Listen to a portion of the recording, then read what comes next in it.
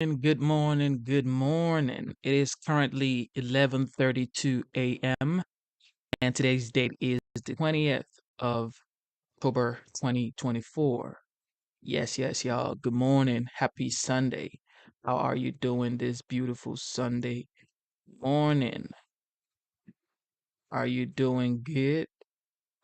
Did you have a good night? I just got up like an hour ago, probably like an hour 30 minutes ago. And I got my warm water, honey, and what's that? Apple cider vinegar, and then warm water in here. So warm water, apple cider vinegar, and honey. Just a little, you know, hot drink to clear the system this morning. How are you doing? How are you doing? Are you having a wonderful time? Did you go to church, or are you just coming back from church, or you know, any of those? But anyway, the title of today's live stream, this morning live stream, is called Sunday Vibes. Okay, it is Sunday, and yes, Natalia, happy Sunday. Yes, happy Sunday.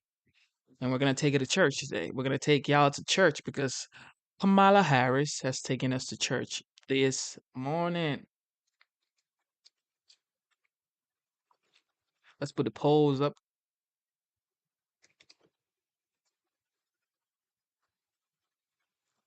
Let's put the polls up. Okay.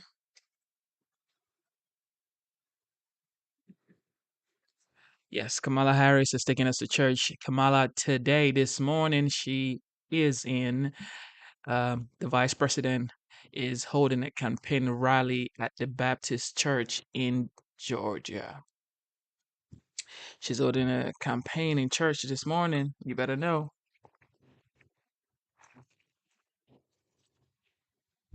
You better know. She's taking us to church this morning. So if you are not in church, you can come to service here with us. You could come to service here with us because she is in church. So, ladies and gentlemen, let's listen to the Vice President of the United States in Georgia. She's holding a rally at Baptist Church. Let's get it.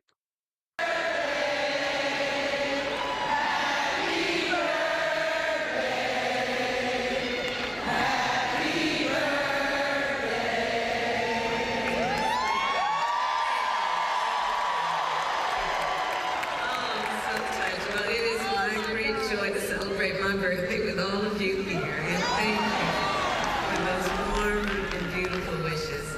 Pastor Brian, I thank you for your leadership. You and I have discussed, we first met almost 20 years ago when there was a convening of rising stars in the country. And we had conversations back then about how we thought of our role and responsibility to our country. It's her birthday. And our responsibility and duty as leaders. And it is so good to be with you this morning to celebrate what you have accomplished with this extraordinary congregation. And so I'm honored to be here. Thank you. Please have a seat. Please have a seat. Thank you. So before I begin, I will address the tragic incident that happened yesterday at Sapelo Island when a dock collapsed during what was to be a joyful celebration of history and culture. And while we are still gathering information, we know that lives were lost and many were injured. And so my heart, as I know for all of us, goes out to those who were impacted. And I thank all the first responders who acted so quickly. And of course, our administration has been in touch with state and local officials to offer any needed support. And I know on behalf of all of us here that we pray for all those who are affected.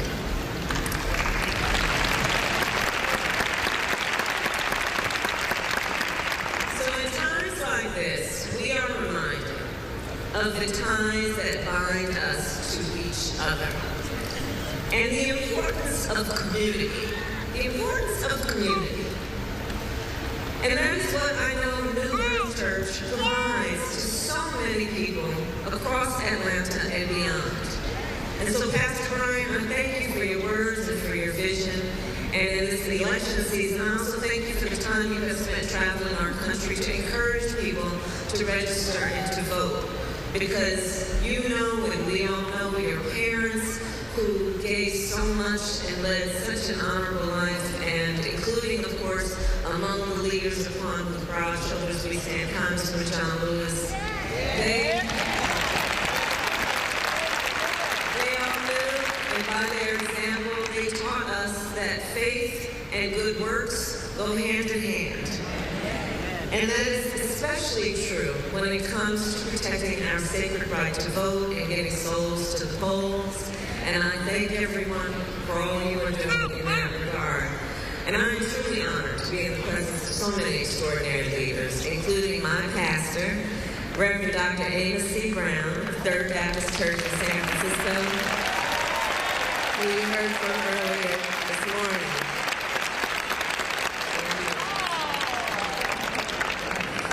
And his wisdom, Dr. Brown, has guided me and just been a source of comfort and solace for me for so many years. And I'm especially glad to be here on Pink Sunday.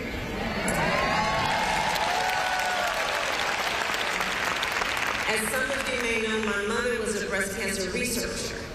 She was one of the very few women, and fewer even women of color, who was engaged in studying breast cancer. And she had two goals in her life: to raise her two daughters, my sister Maya and me, and to end breast cancer. It was her life's work. And so today, of course, that has personal significance. We in church this morning, y'all. Pastor Brian and so many of you here. And so to everyone here today who knows what it means to support a loved one through a cancer diagnosis and treatment, and to those of you fighting your own battles, I'm holding you close in my heart and in my prayers. And I thank you for your courage and your strength. So all of this is to say it is so good to be here with everyone today and to worship with you. And on this day, then I am reminded, with everything that we reflect on the parable from the Gospel of Luke.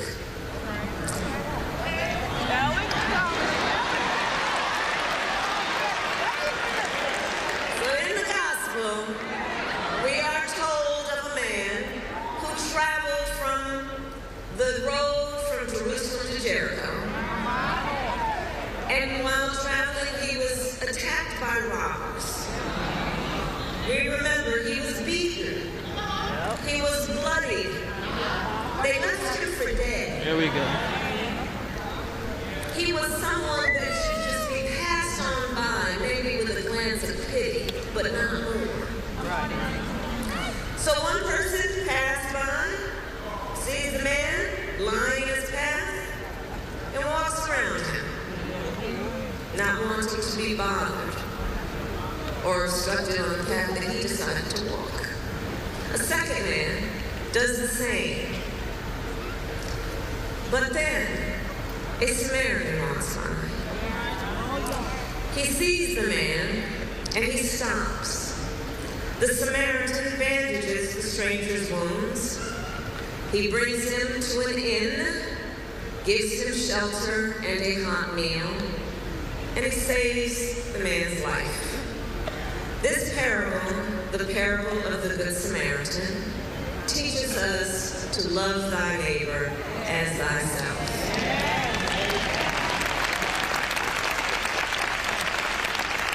These words are simple.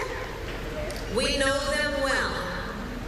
It is an essential tenet and a pillar of our faith, and that of so many others.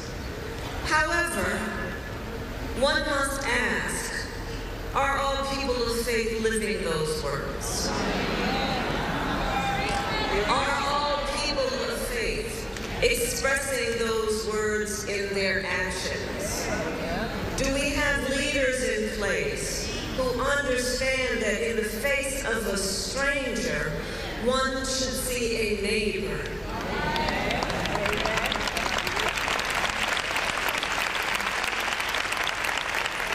And I'll tell you, I grew up in a church that took those words to heart. As a little girl on Sundays, my sister Maya and I would go to 23rd Avenue Church of God in Oakland, California, where we sang in the children's choir, we attended Sunday school, and where after church we would go to the basement and eat the food prepared by loving hands. And where I first learned the teachings of the Bible, and my earliest memories of those teachings are about a loving God. A loving God. A God who asks us to speak up for those who cannot speak for themselves, and to defend the rights of the poor and the needy. And for me, like for so many of us, church isn't a place of growth and belonging and community, a place where we are reminded of the incredible power of faith and fellowship. And in moments of difficulty and uncertainty, when the way is not clear, it is our faith that then guides us forward. Faith in what we often cannot see, but we know to be true. Faith in what we cannot see, but know to be true. And I say that because in this moment, across our nation, what we do see are some who try to deepen division among us, spread hate, sow fear, and cause chaos. There are those who suggest that the measure of the strength of a leader is based on who you beat down, instead of what we know, which is the true measure of the strength of a leader is based on who you lift up.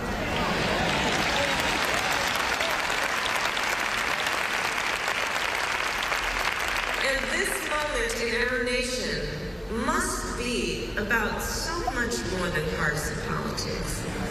It must be about looking inward and being guided by our faith to know what brings hope and what is truly the best expression of our strength in the way that we reach out to each other with kindness and with love and with sincerity in that approach. This is a moment that is challenging us of faith to reflect on this moment in the context of our future. We just applauded the young leaders who are here this morning.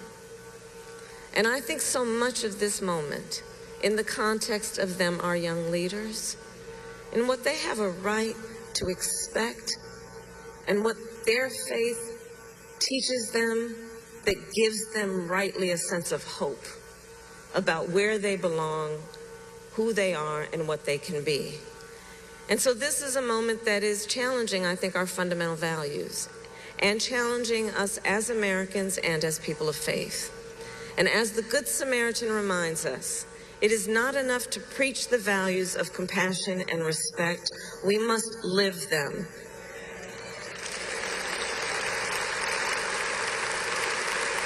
Faith is a verb.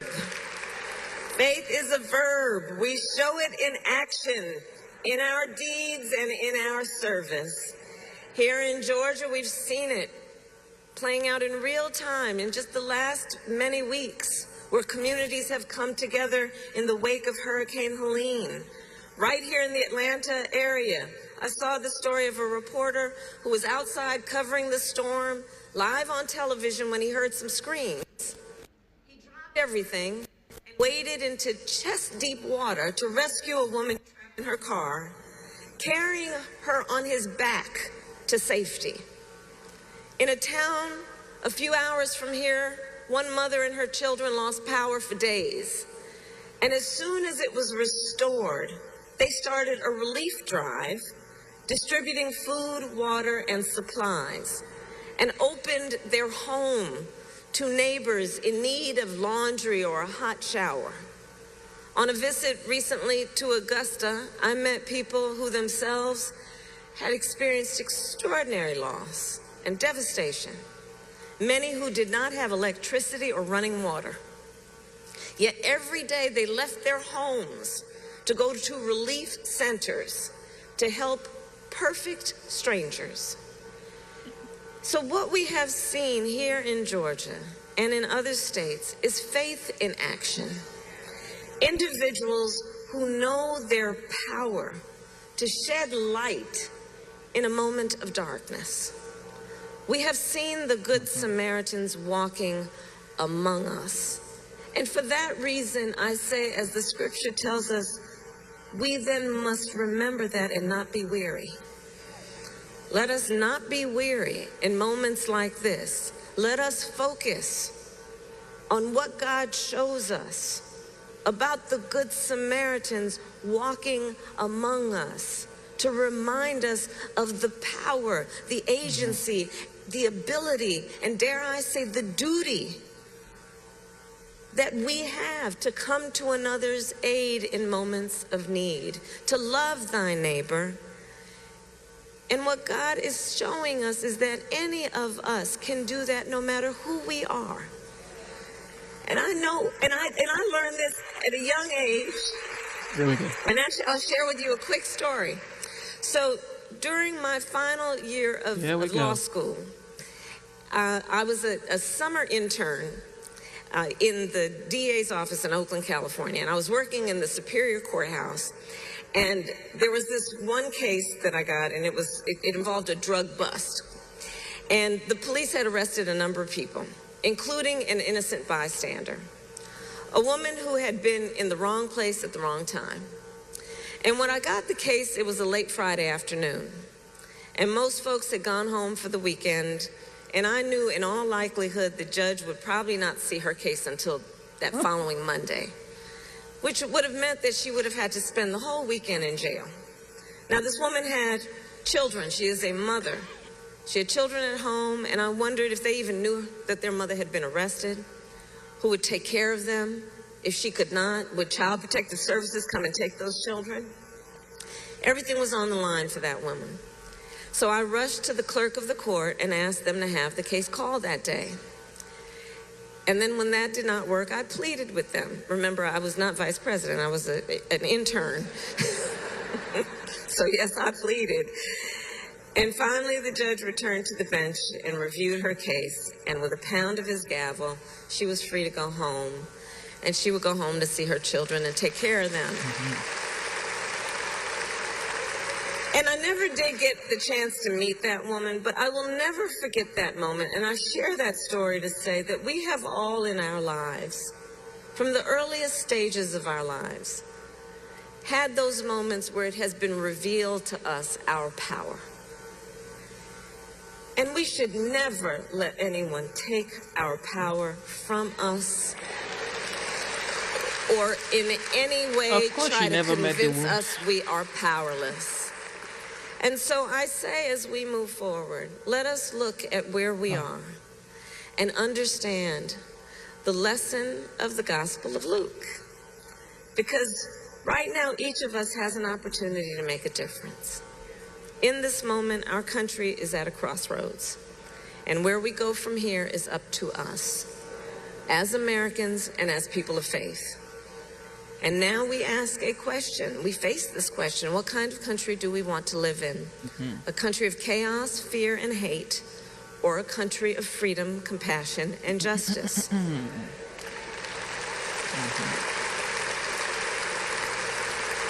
And the great thing about living in a democracy is that we, the people, have the power to answer that question.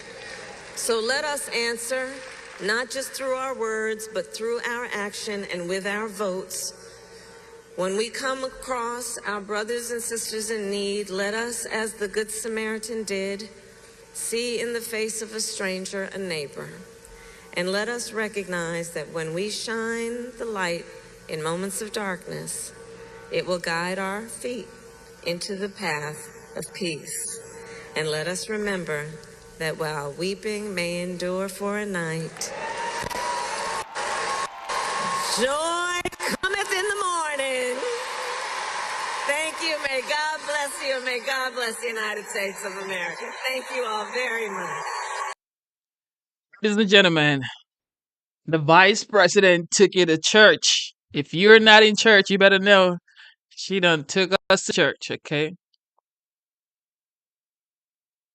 There you go.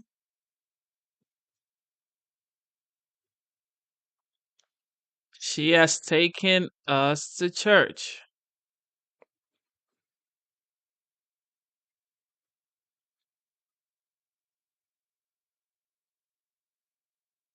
She has taken us to church. So for you guys who missed church this morning, Kamala has been a pastor this morning, okay? All right. Thank you to the vice president for taking us to church. All right, let's listen to the former President Barack Obama actually campaigned for the vice president Kamala Harris. Let's hear what he has to say. That's why I keep coming back. But I am here today for a very important reason. And that is to make sure not just that you vote, but everybody you know votes. For your members of Congress, Stephen Horsford and Dina Titus and Susie Lee. For your Senator Jackie Rosen. And for the next President of the United States, Kamala Harris. Now, you already heard from Jackie and some other speakers, but I'm going to reiterate this. We just got to drum this home. Here in Nevada, voting has already started. You can vote early by mail, or you can vote in person. You can still register to vote at any early vote center in your county. Just go to iwillvote.com/NV, iwillvote.com/NV, and you can find a vote center or a ballot drop box near you. And then help your friends and family make a plan to vote. Because together we have a chance to choose a new generation of leadership in this country and start building a better, stronger, fairer, more equal, more hopeful America. Now, but before I start digging in, it's kind of hot in here. So I want everybody to bend their knees a little bit if you're standing. You know, if you got a little water, take a sip. You know, I don't want anybody falling out. You'll be okay, but it's embarrassing. All right? So keep those knees bent a little bit. Every once in a while, move around. Don't stand too stiff. All right. Now that we've gotten that taken care of, the preliminaries.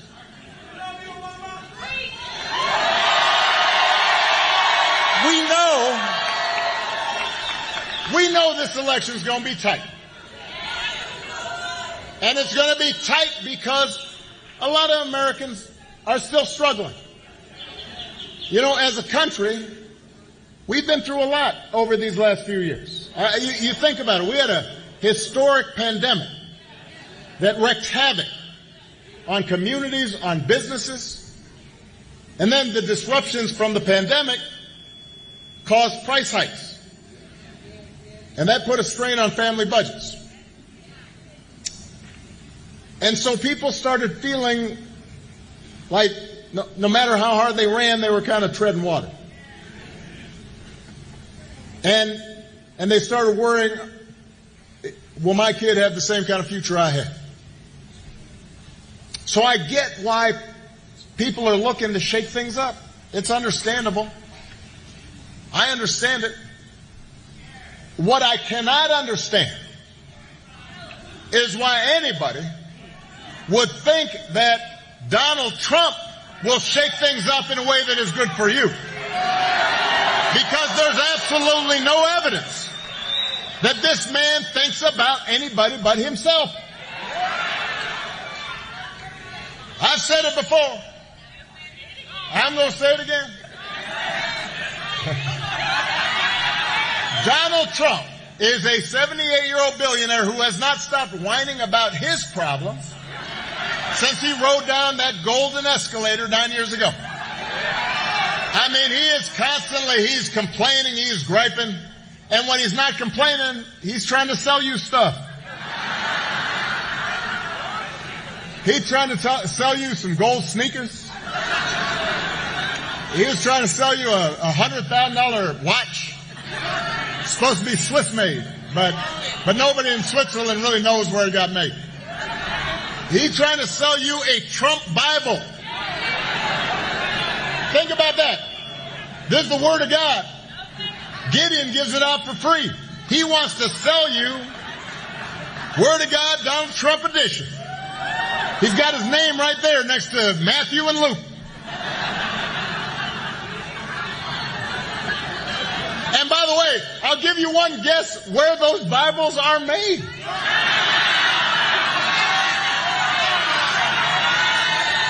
In China. Yeah, this is Mr. Tough Guy on China, except when he can make a few bucks. Then he's all like, ain't nothing wrong with that. You cannot make this stuff up. You can't make it up. If this was an SNL skit, you'd be all like, well, that's, come on. That's over the top. No, he's doing these things. And the reason he's doing it is because all he cares about is his ego and his money and his status. He's not thinking about you. He sees power as nothing more than a means to his ends. He wants the middle class to pay the price for another huge tax cut to help mostly him and his country club buddies. He doesn't care if he costs more women their reproductive freedoms because it won't affect his life. Most of all, Donald Trump wants you to think that this country is hopelessly divided between us and them. And between the quote-unquote real Americans who obviously support him and anybody who doesn't, because having people divided and angry and resentful and full of grievance, that boosts his chances of being elected. That's why he does it. Do not boo. Vote. Listen, I was backstage here and I was hearing y'all boo. Let me tell you something. Cannot anybody hear your boos? You know what they hear? Your vote. They hear your vote. They don't hear your boos. Vote. Now, so look, I like that. Go ahead. Now, I've spoken about Donald Trump's intentions, what his concerns are. They are not you. But there's another concern that I have about Donald Trump, which is his confidence. Have you seen him lately? I mean, he is out there, he's giving these 2.5-hour speeches, just a word salad. You don't know what he's saying. At any given moment. He held a town hall meeting where, now the point of a town hall meeting, I've had like maybe 1,000 of them.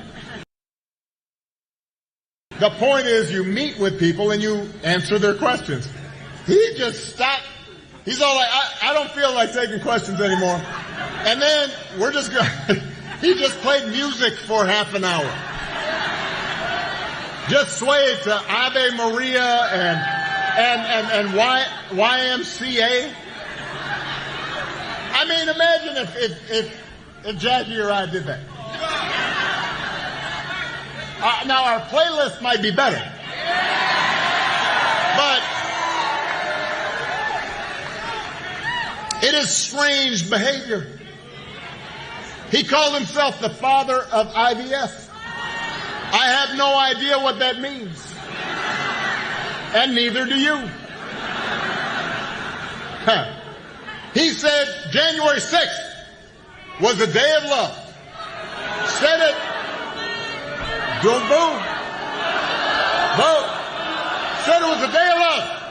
I mean, made it sound like it was Coachella. So, you would be worried if your grandpa started acting like this. You would. I mean, right? You'd like call up your brother, your cousin or something and be like, hey, have you seen Grandpa lately? What are we going to do? But this is coming from somebody who wants unchecked power. Wants the most powerful office on earth with the nuclear codes and all that. Now, the point is we do not need to see what an older, loonier Donald Trump looks like with no guardrails. America's ready to turn the page. We're ready for a better story. Arizona, we are ready for a President Kamala Harris. That's what we want.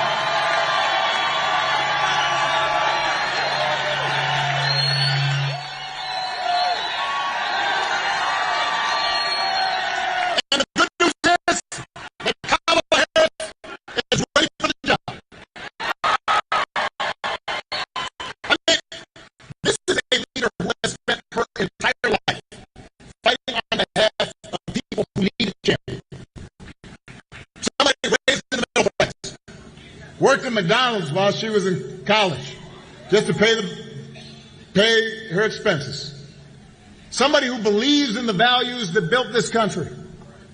And she is as prepared for the job as any nominee for president has ever been. That's who Kamala is. And in the White House, she will have an outstanding partner in Governor Tim Walz of Minnesota.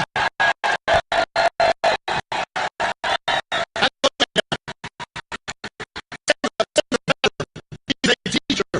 He is a football coach. He's a hunter. Been a great governor. Working with Democrats and Republicans to get stuff done. And I just found out he can take vintage trucks apart and put them back together. I'm betting that. You think I'll try to do that? Do you think? I don't even know why it keeps skipping like that. I guess they don't want us to listen to Obama, I guess.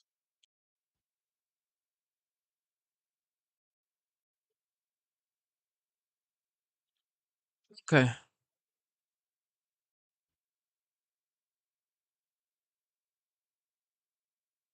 I guess. Okay, on to the next one. Did you know that Elon Musk is giving away some huge amount of money? Let's listen to the legendary Elon Musk. So, well, I'm guessing this is a pro-Elon crowd somehow. Thanks, guys. Well, thank you for coming tonight. And it's an honor to be here and be able to speak to you. And I look forward to questions and comments. It's always interesting to have that Q&A and hear what people's concerns are and answer questions. And I think these things are great.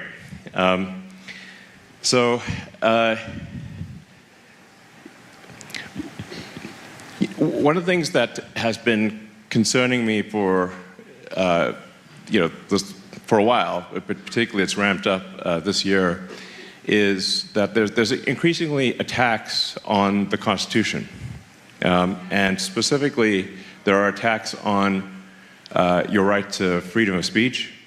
There are attacks on your right to bear arms, and without the right to bear arms, the Second Amendment is there to protect the First Amendment. So,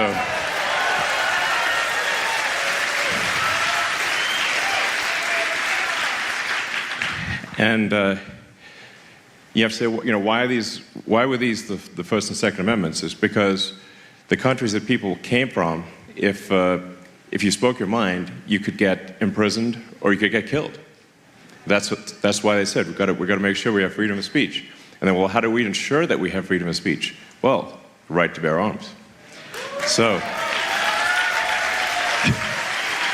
I mean, the founders of the Constitution must have been saying to themselves, "This country is going to be lit."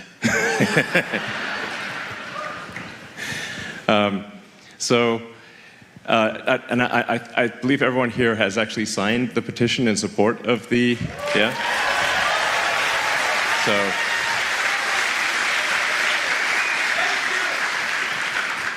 So one of the things we're doing is we want to try to get over 1 million, maybe 2 million of voters in the battleground states to sign the petition in support of the First and Second Amendment, because I think this sends a crucial message to our elected politicians, who care about the outcome in battleground states, say, okay, wow, people in these states really actually care about these things. It's a big deal. But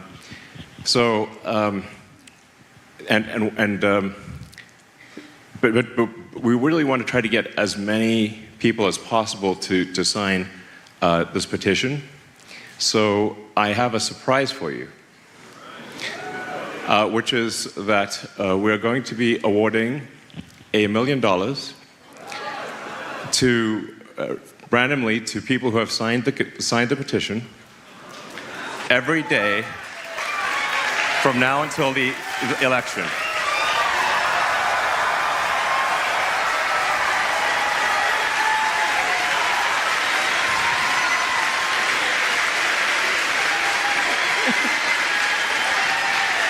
So, one of the challenges we're having is like, well, how do we get people to know about this petition? Because the legacy media won't report on it.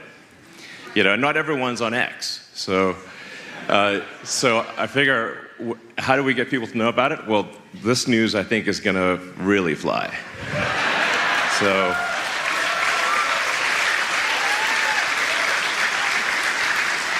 So every day between now and the election, we'll be awarding $1 million, starting tonight.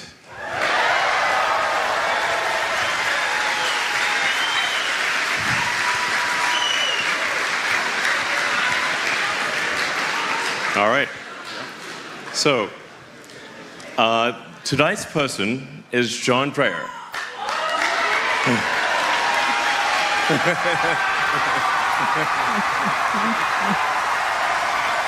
Yeah.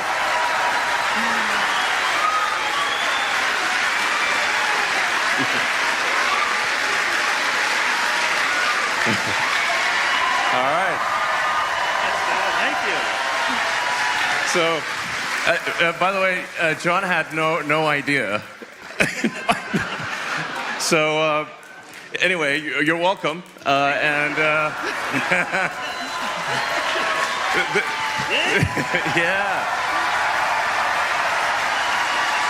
So the only thing we ask for the $1 million is that you be a spokesperson for the petition, and that's it. Really, that's it. Yeah, that's it. So wait, do you want to say anything? Yeah, go ahead. Thanks, Elon. This is great. I'm really ecstatic. I want to congratulate you on your rocket catch last week. Big curveball. But yeah, I've been following you for 10 years. Got your biography 10 years ago, and been watching ever since. And big fan. So Thank you. All right. Well, cool. So. Yeah, so I think this is kind of fun, it seems like a good use of money, basically. We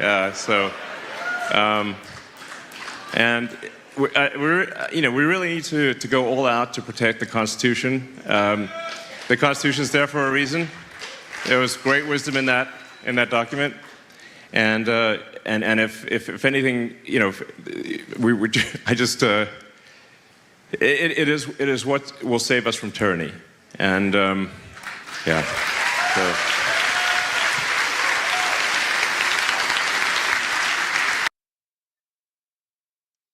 Yo, man, it's getting spicy out here this election period. Everybody's just doing what they gotta do, man. Okay, so we just heard Elon Musk. Let's go listen to another billionaire. His name is Mark Cuban. Let's get it.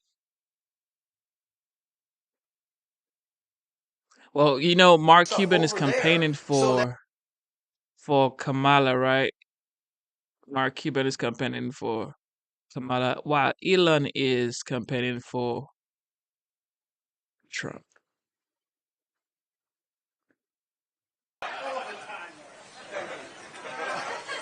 so the best shark, right? Especially better than Kevin. But, oh yeah, to tell you a little bit about myself. I was born in Pittsburgh, went to Indiana University, graduated from IU, 7-0. Went down to Dallas, but when I got to Dallas, no connections. I had my buddies from college, and literally I moved in with them. I was the sixth guy living in a 3-bedroom apartment. I was the guy sleeping on the floor. I had my one towel that I stole from Motel 6. I literally had no closet, nothing. And according to that is, I started with nothing. And got a job at night working as a bartender. Then got a job working at a software store where it was there that I really learned about computers. And I was rolling along, living in the hellhole with 5 roommates.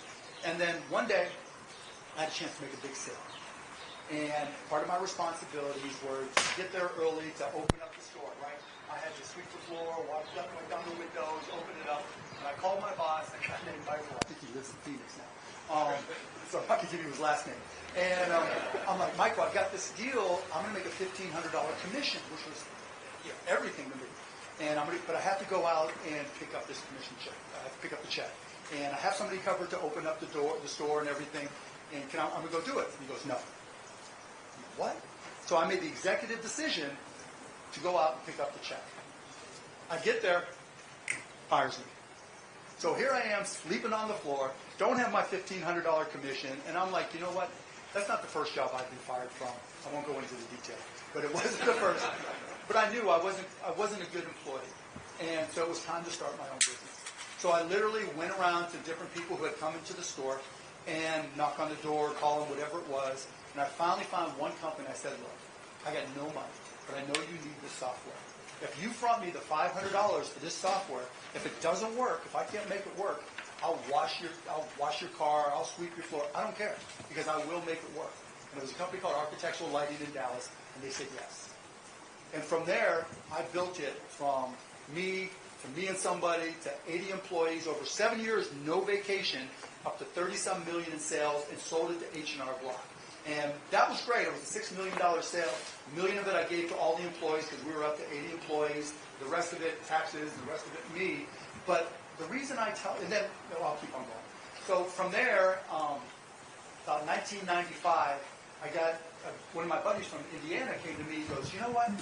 You know, you were a technology guy. There's this new thing called the internet. Literally, it was a new thing for people back then, right? You remember, I know.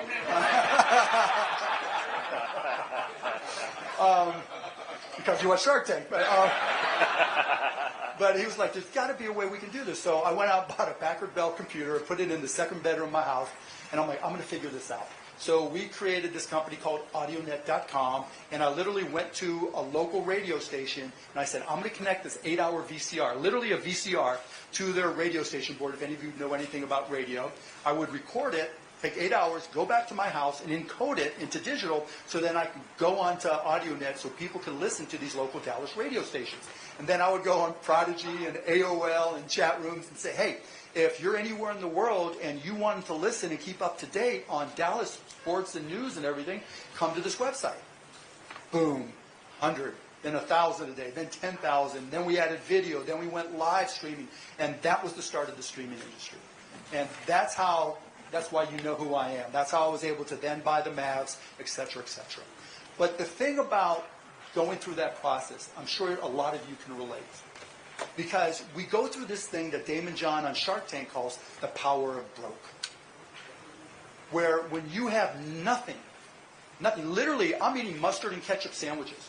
I gained 20 pounds because I would go to a bar, buy one beer for $5, and like every fried mushroom, all the junk that they had, I'm like, they see me coming, like, no, get out.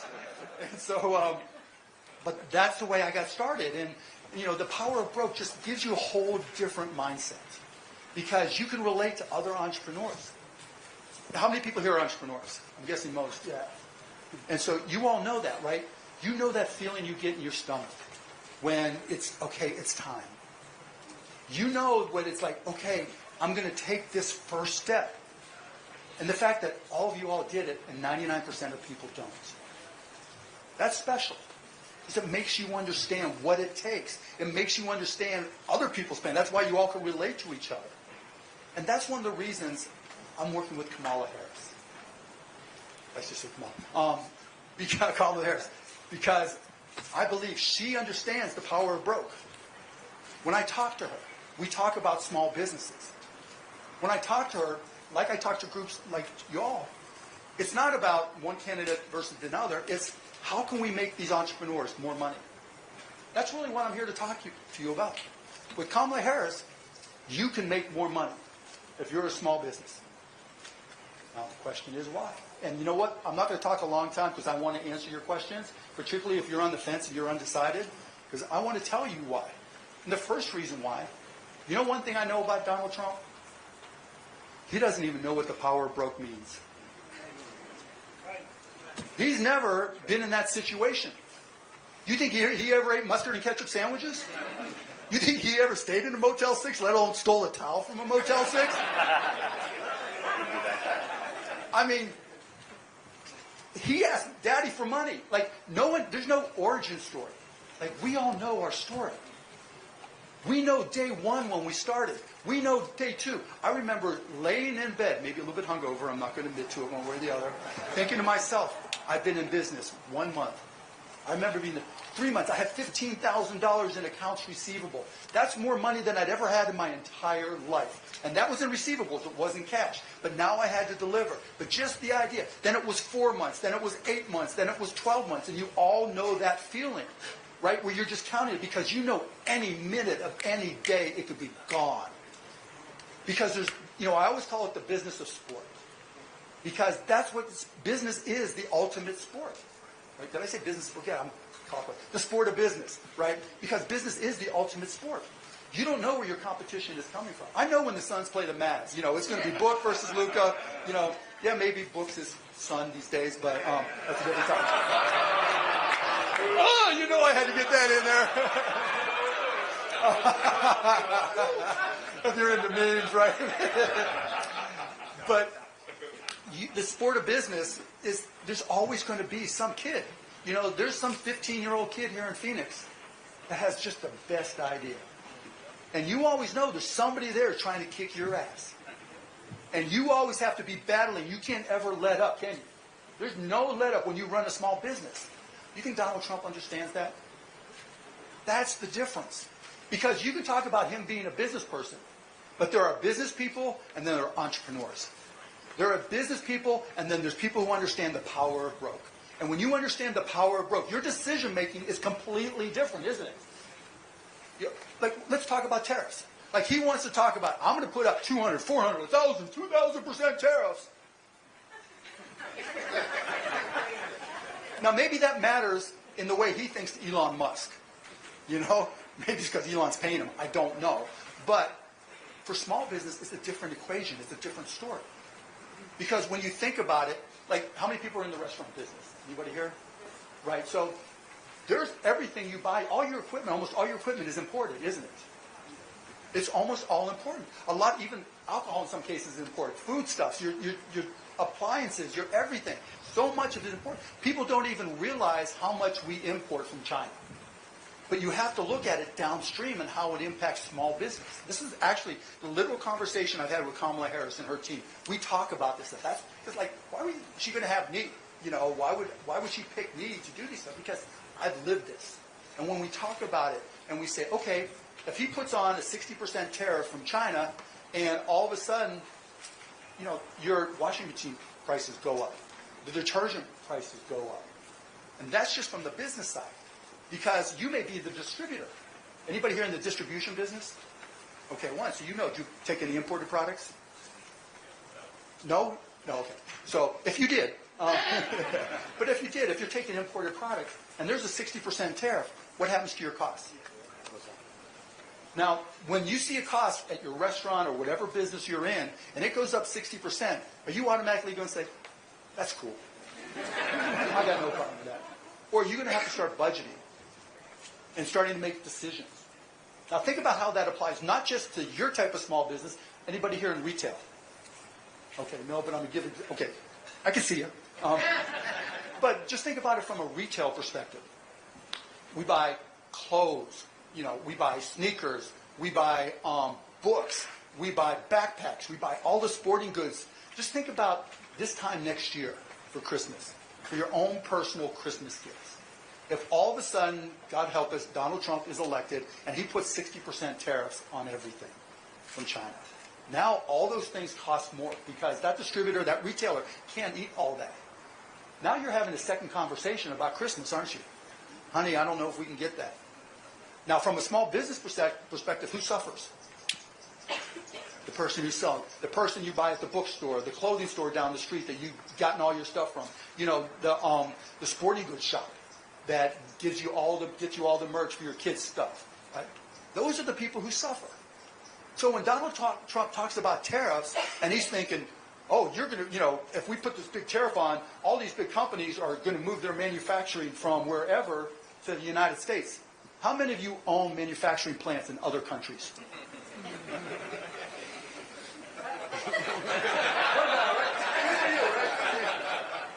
Okay, 99.9999% of you don't. But you get my point. It's your families that are suffering. It's the local retailers that are suffering. Even the bigger retailers will suffer. He doesn't care. He probably doesn't even understand. Donald Trump is the Grinch that's trying to steal your Christmas as a retailer because, 3/4 of your business, or at least a quarter of your business comes in the end of the year, the final quarter. And if you're selling to small businesses, and if you're a restaurant, people having more or less money, honey, are we going to go out to eat? Are we going to order in? Or are we going to use that money for presents? That's what tariffs do. It is not about big companies. It's about small companies. You think he's paid any attention to that? Have you heard anybody in the mainstream media talk about any of this? That's why I'm here. That's the conversation I have with Kamala Harris. I'm not going to lie, Kamala Harris isn't like an experienced business person. She's smart. She's open-minded. She's an idiot. She's not an ideologue. She's open to all ideas. She doesn't care. I'm an independent. I'm not here to tell you about all the other races. I'm here to tell you how you can make more money under Kamala Harris than you would under Donald Trump. So I'm not here as a politician. Right? She asked, and she's looking for ways to help you. There are ways to really help you make more money. She's not, now, everybody's going to ask, well, there's tariffs in place, right? Why didn't she get rid of the tariffs that are already in place? Well, because there's strategic tariffs, and then there's across-the-board tariffs. Strategic tariffs, I grew up in Pittsburgh, and so there's U.S. Steel. There's a strategic imperative that we have somebody in our country able to make steel, able to make cars. But if you just do across-the-board tariffs, that's just insanity. That is literally stupid. And by the way, if you go back and look at Donald Trump's old stuff, he talked about it relatively sanely back in the 90s and early 2000s. But he's taken now he just rambles and he mentions tariffs. How are you going to fix childcare? Tariffs. What'd you have for lunch? Tariffs. Yeah, they put 2,000% ketchup on my tariff. It's insane. So Donald Trump isn't just there thinking, okay, I'm this business guy. He's never felt the fear. And you cannot be a business person that helps anybody else unless you felt the fear. And Kamala Harris may not have been a business person, but she has felt the fear. Growing up in Oakland, California, having a single parent, right? Moving around. Her mom was a scientist and learning, working at McDonald's. I'm not saying she was destitute, but she understands the uncertainty of how you're going to pay for college. So when we talk about Donald Trump, the business person, it has nothing to do with you or I. Now the second thing is, we talk about inflation. Now Donald Trump talks about drill, baby, drill. Well, have you seen the price of oil? It's about $70. And if everybody just dives in and drills, you know what's going to happen to the price of oil? Woof, right? Which means they're not going to all just dive in and drill, baby, drill. And we've seen that before. So he turns around and says, we're going to drill, baby, drill, and that's going to cut the cost of all goods. It will not cut the cost of all goods. I think a Fox interviewer actually asked him, how can you explain that? and he just changed the subject because it doesn't work that way. Yes, the price of energy goes into cost of everything that we make at some level, but people aren't going backwards. But that doesn't mean the inflation we suffered is good. And, we can go into all the details of what creates inflation and how far back it goes. And I can make the argument that when Donald Trump went to Saudi Arabia and Russia in April of 2020, right as the pandemic was started, and got them to reduce their production, that started the price of gas going up. And that started the price of other products going up. And if you follow that it wasn't a treaty, but if you follow that agreement, when that agreement ends, that's when that 9.1% inflation started to go do-do-do-do-do-do-do-do-do. So he was more worried then about his oil company buddies than he was about everybody. Because if he hadn't done that, the price of gas, remember during the beginning of the pandemic when it just dropped to next to nothing? If he hadn't done that, the price of gas would have stayed where it was. But he did it. Because again, he's never felt the power of broke. He's never been there. He's never had to worry about it. He's never had to think twice about it. But we have to deal with inflation. And going against, doing the drill, baby, drill, again, part of his insanity. I think he used to understand it, but I don't know that he does. And on top of that, it's a global marketplace. We produce maybe 19%, I forget, of energy. I forget the exact amount. But the other 80% or so, they have a say in what the price is. And that's why OPEC's such a big deal. We don't have control of those prices like he seems to think. So how do we deal with it as small businesses? Well, one of the other terrors we all have. How many of you here have a real problem with your health care costs? It's terrifying, isn't it? Because on one hand, you're trying to compete because, so-and-so could go work for somebody else who has full health care benefits. And as a small company, it's like if somebody gets sick. So you help them, and maybe you do something with Cigna or Aetna, but their deductibles are enormous, aren't they? And even with the ACA, deductibles, if you're not the best plan, it's still high. Now listen to what Kamala has said. And I have this company, costplusdrugs.com, and we've introduced transparency, and we've seen the price of medications drop significantly. And Kamala and her team, to her credit, has looked at all that. And you've heard her talk about these things called pharmacy middlemen, the pharmacy benefit managers. They're responsible for jacking up a lot of cost of medications. Other middlemen on the healthcare side, responsible of jacking up the cost of healthcare. What is she doing? Well, there's the ACA and there's other programs she's looking at and improving them. But just introducing transparency. If she can get just a transparent program passed in Congress, you know what happens to your cost of medications? Boom, down by 20, 30%. Just by removing those pharmacy middlemen. And the same thing with the big insurance companies. Anybody like dealing with the big insurance companies? Anybody had to fight them for pre-auths? She's working to get rid of pre-auths or at least reduce them to make them sane. And so when we talk about inflation, which is more stressful for you as an entrepreneur? Dealing with, okay, I raised my prices a little bit, I didn't like it, and maybe I'm caught up, maybe I'm ahead, maybe I'm a little bit behind, but it's getting back to close, right? We had that initial shock, but we're getting there. Or the terror of healthcare. Healthcare or where it was? Am I right or am I off? So that's where Kamala is. That's how I think she is. And look, let me just say really clear. I don't speak for the campaign, right? I'm here. I tell them they're not allowed to tell me what to say. And they get mad wherever they are. And wait till you hear what I have to say next before we get to questions. It gets a lot crazier. But this is what I believe because I've talked to their team. Donald Trump stands up and he talks da-da-da-da-da, sharks. Da-da-da-da-da, not us sharks. But let me tell you one quick thing. Speaking of sharks and Donald Trump. So, look, I'm an American first. And I wasn't happy when he got elected, but they invited me to the White House to talk about health care and some of the things that I'm doing. And he really wasn't into talking about health care. But as we were finishing up, he goes, "Are you still on that show, Shark Tank?" I'm like, "Yeah." He goes, "Barron loves that show." I'm like, "Yeah." Anyways, where was I? But with healthcare, we'll get you there, and we'll start reducing those costs. And that's how you deal with inflation, which is going to save you more money. If I can cut your healthcare costs, if we're able to get that program and put together, let's say get it together first, and introduce a program that cuts your healthcare costs by 20%, would that offset everything from inflation? And then some, right? Because as an entrepreneur, that's terrifying. Because it's cascading impact. Because if your employee, and again, Donald doesn't get this because he doesn't know the power of broke. He's never had to face that, well, if somebody gets sick, then they can't show up, or if they can't get the pre-authorization done, and then they have to stay home with the kid, and I'm calling the insurance company instead of doing my job. And so he's never had to deal with that. So if we can get all that passed, then we're in a whole different position. And that's what I'm working with Kamala Harris. She understands that.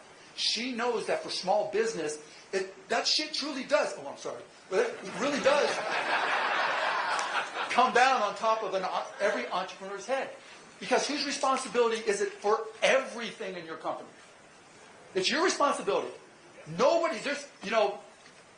I can't tell you, even to this day with Cost Plus, there's something that happens, and you're like, oh my God, I got to figure this out. And you can talk to your spouse, and you can vet, and you can go have a drink, but you have to solve that problem. But sometimes you have a great partner.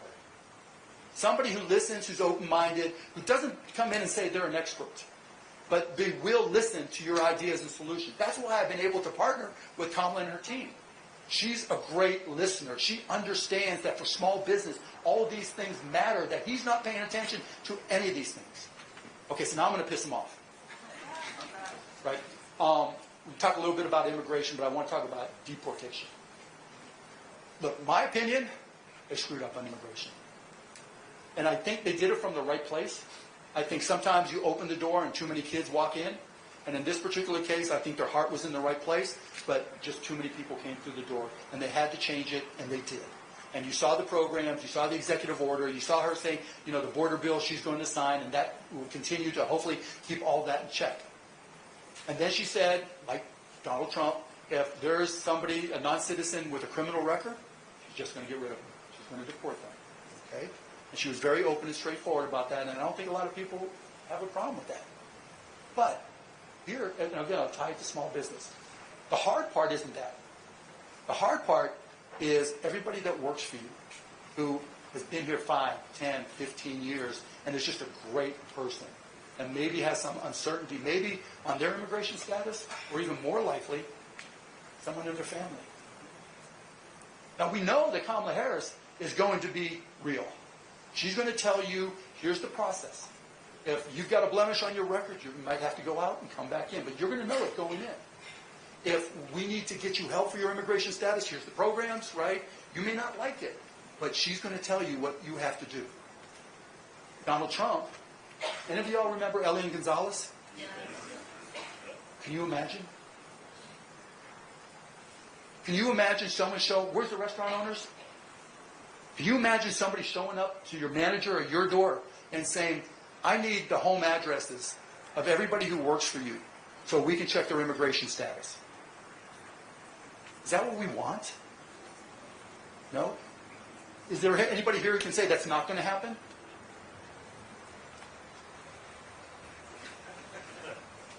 No. He's got people like Stephen Miller, who he loves. Michael Flynn, who he loves. What do you think Stephen Miller would do? Stephen Miller would be like, militarize, the local police, grab them, get their ass back to wherever. That's not who we are as Americans, but think about it for your business. It's hard enough to staff your business, isn't it? It's hard enough to keep people coming to work and dealing with everything. It's hard enough when they have problems at home with healthcare or school or whatever it may be, isn't it? Because their problems are your problems. That's somebody who understands the power of broke, because you've been there. Donald Trump doesn't give a shit, doesn't give stuff damn about any of that. Literally. I'm not saying this is going to happen tomorrow, but there's a greater, much, much, much greater chance than zero that this happens. And that's going to impact each and every one of you. And that's directly why I'm supporting Kamala Harris. She understands the power of broke. She understands small business. She is going to help you make more money. Okay, so now I got time for questions.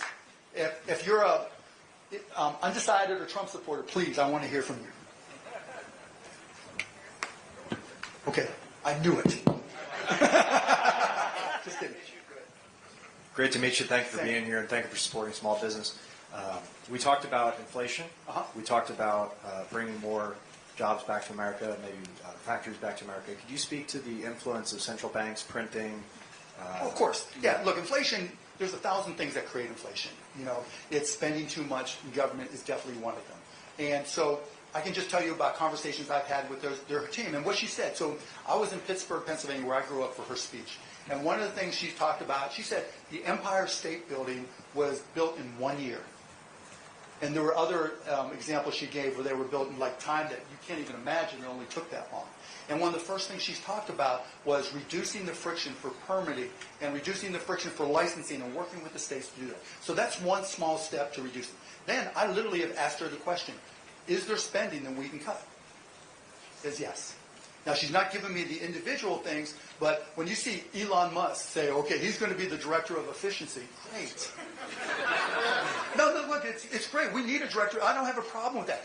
Sunset some of these regulations that don't have an end date. Well, but see, that's the thing. She's not an ideologue. This is not about, this is what the progressives think. This is what the Republicans think. It's about what's the solution. You always hear her talking about problem solving. This is a problem. You always hear her saying, I'm going to put a Republican in my cabinet. I want to hear from Republicans, independents like me, Democrats, whoever has solutions. That's who she wants to hear from. So spending matters. But when it comes to printing money, there's a lot of arguments in a lot of different directions. But she's not going to tell the Federal Reserve what to do. Now, the bigger the deficit, the more they end up having to print. So she is definitely talking about where you can cut the deficit. But the best way to reduce the deficit is to grow. And let me just tell you, when you support small businesses, you already know that, I saw a figure, and this is insane, 82% of businesses created in 2023 were from the Hispanic community. 82%.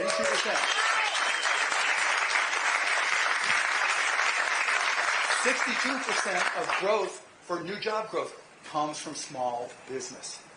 There are 33+ million businesses in this country. 99.5% of them are small businesses. And 98%, give or take, are pass-through companies, right?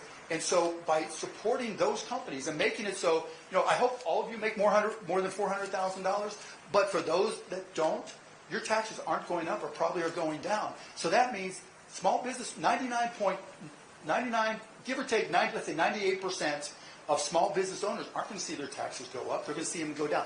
That's pro-growth. And so we can cut costs on one side, and we can grow our way out of it on the other side. But you need somebody who understands the power of growth to be able to listen to and hear the feedback from small businesses. It's not just about large businesses. There are only, oh my goodness, 20,000 companies with 500 or more employees.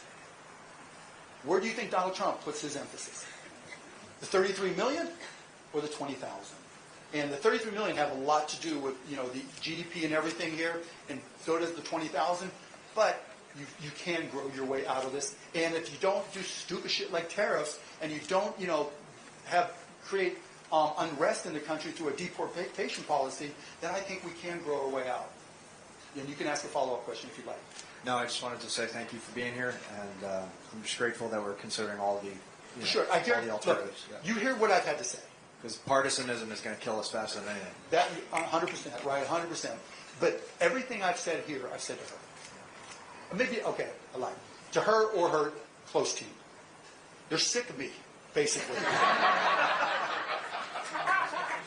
Like ESOP, all this stuff, right? She talked a little bit about ESOP programs. One of the things I'm most proud about, when I sold a chunk of the Mavs, I paid out $50 million in bonuses. When I sold Broadcast.com, I paid 300 out of 330 employees became millionaires. When I sold that first company I told you about, Shark Tank. So to me, employee stock ownership programs are critically important because that's how you defeat income inequality. Right. Because when everybody owns stocks in business, that's an appreciable asset. That and homes. And obviously you've heard of programs for homes. So pushing an ESOP program that makes it easier and better and simpler for you guys to share equity with your employees, that's what changes the game. So I'm having all these conversations. Trust me, I'm not shy. Thank you. Other questions? Well, I'm here because of you. The reason is because I'm the best example. Me and my schoolmates when we were like 16 years old. I'm 60 years old. We made a robot at home. Make a robot? Yeah, which was, I have the video, it's very old video. That's like that picking stuff. 44 years ago, you were making robots? Yeah. I think I saw a show about you. Yeah. And those times, I mean, some people like me, it click. Even when you're sleeping, idea comes. No, trust me. Anybody here ever wake up because you're dreaming about work? Yeah. And write notes, you send emails to yourself?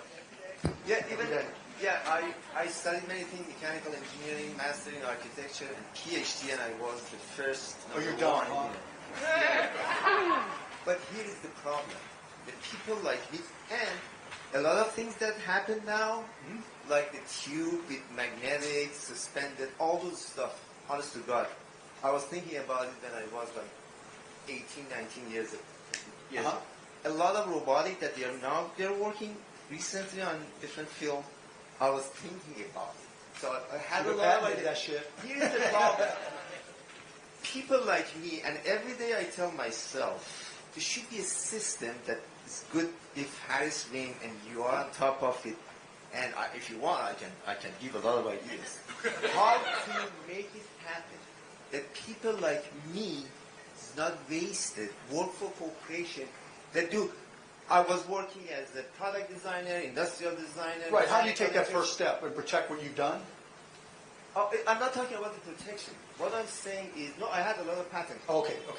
What I'm saying, people like me, to be honest with you, is wasted. The reason is because I could do much more for society, for technology, for myself. I'm supposed to be I have millions, but billionaire, like yourself.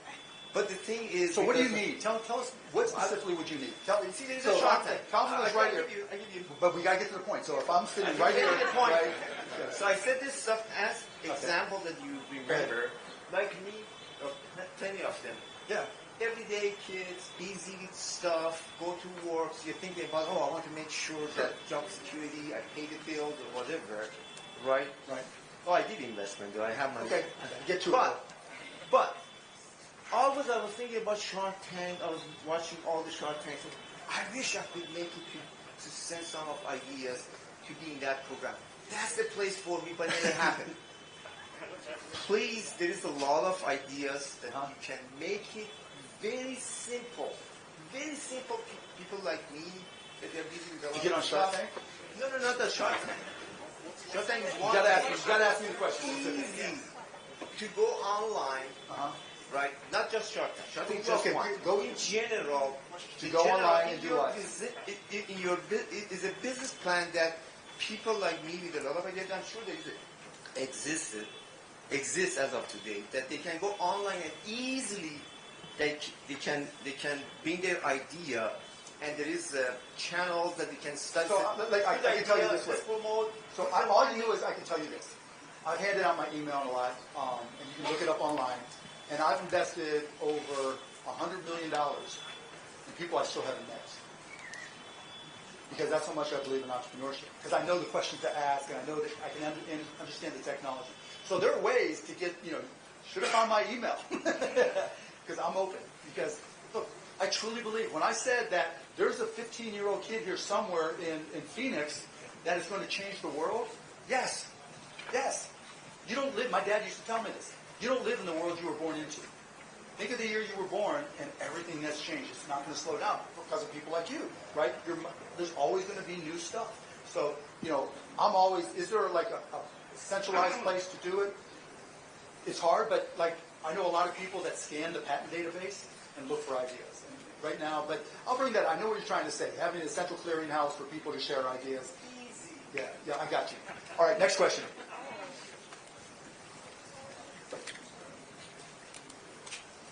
Welcome to Maricopa County. Thank you. Given the growing democratic progress in Latin America, like in Venezuela, how can American investment in the region strengthen their economies and in turn improve the U.S. economy and take care of the migration issue that we have? Yeah, in other words, if they're prospering there, it makes life easier here. I'm not the right person to answer that question. I don't want to come up with a bullshit answer and just talk in circles, so yeah, I'm just not the right person. But thank you for the question. Go ahead. Okay. Hey, Mark. Hey. feel like politics sometimes feels like a bad referee. You can't always get entrepreneurs to engage with politics because we're busy reacting to it.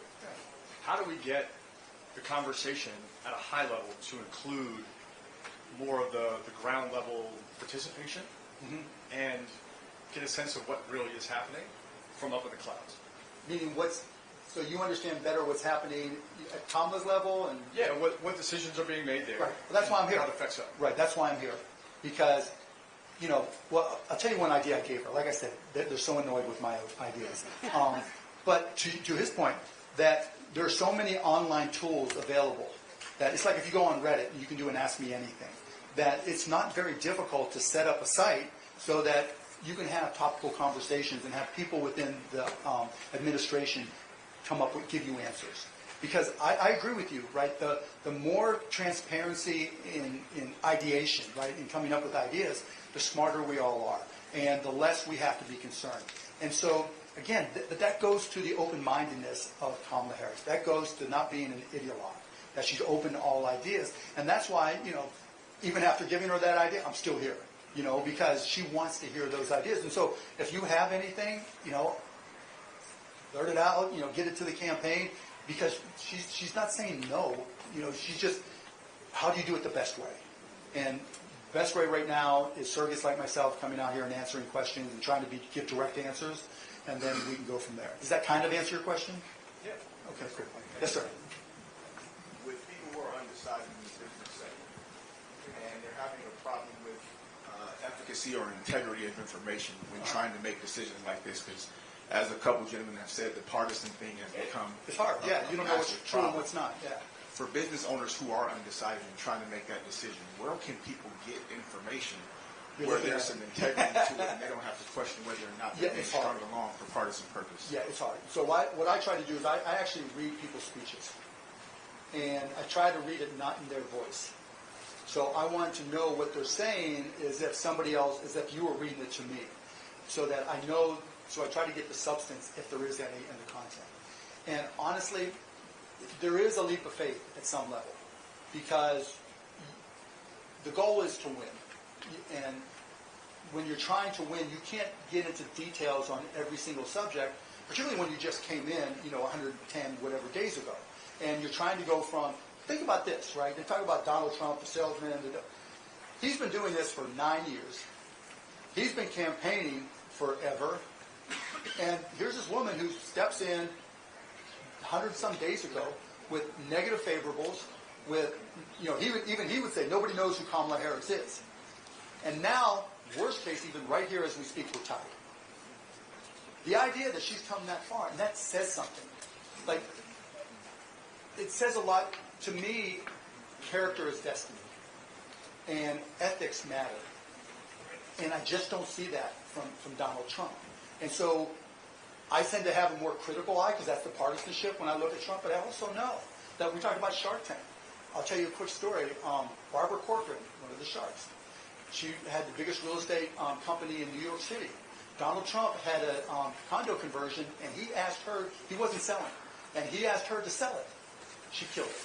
Sold everything that she committed to sell. He owed her $4 million. He wouldn't pay. She had to sue him. And she won. And the content of the lawsuit was he had to pay her $55,000 a month. But that's not the best part. Barbara, being the amazing, amazing, amazing entrepreneur and woman that she is, every time she would send the check, or every time she got the check from Donald Trump for the $55,000, she would send him a bouquet of flowers.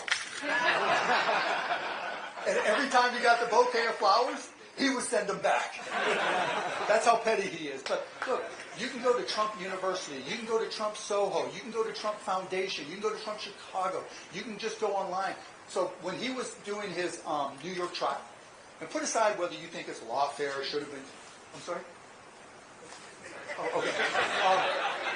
So, and you know which one I'm talking about, right? And so it was about his loan documents. I mean, if you're supposedly a billionaire, why the hell do you lie about your income and property values on a loan application? But anyway, I digress. There was a portion where Michael Cohen was testifying, and he's standing up there and he says, yeah, Mr. Trump asked me to underpay certain vendors. And I did, and he was proud of me. And he's saying that right in front of Donald Trump. Was Donald Trump shaking his head? He was smiling. And you know how he goes out, he did his little impromptu press conference after the fact, right? Did he say, that's not true? No, we talked about the judge and all the nonsense he talks. If somebody short paid you at your business, would you vote for them as dog catcher? No. This is a habit for this guy. Trump University, he had to pay out $25 million because it was a sham university. That's who he is. So when you go through that partisan lens, particularly now with memes, because it's such a shortcut in some respects. You see these memes coming across Instagram, you don't know what's true or what's not. But if you read what he says, and you look at his history, and you look at his character, and to me it's just insane that people ignored January 6th. Like, yeah, it was a fun day. Isn't that what he said? You know, it's the day of love. That's what he said. The day of love. Yeah, let's, you know, this Woodstock, right? The day of love, let's take our blankets and break into the Capitol. Come on, man. You know, that was my little Obama thing. So to answer your question, you're always going to have to make decisions because it's hard to get the exact information, and there's a lot of fluff. There's fluff from Kamala. There's fluff from Donald. And you have to know that, in my mind, character is destiny.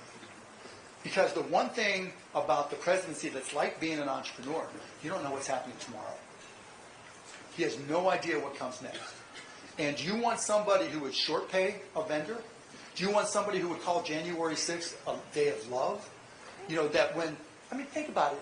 If there was anybody, if you just happened to be sitting in the White House one day, and somebody said about somebody that worked for you, hey, let's just say the guy who works for you is named Mike Pence. Okay? And there's somebody who works for you, and the people outside the office are going, hang Mike Pence, hang Mike. What would you do? You would be right there. That's my guy. Thick or thin, that's my guy. I may not agree with you, that's my guy. Have you ever heard him say that about anybody? So when it comes to making the decisions and the uncertainty, because the filters may or may not be there, and you have to look through memes and, you know, a right-wing website versus a left-wing website. Right? Character is destiny. Remember who he is and what he's done or let happen to the people he supposedly cared about, because he'll do the same thing to the voters he doesn't care about.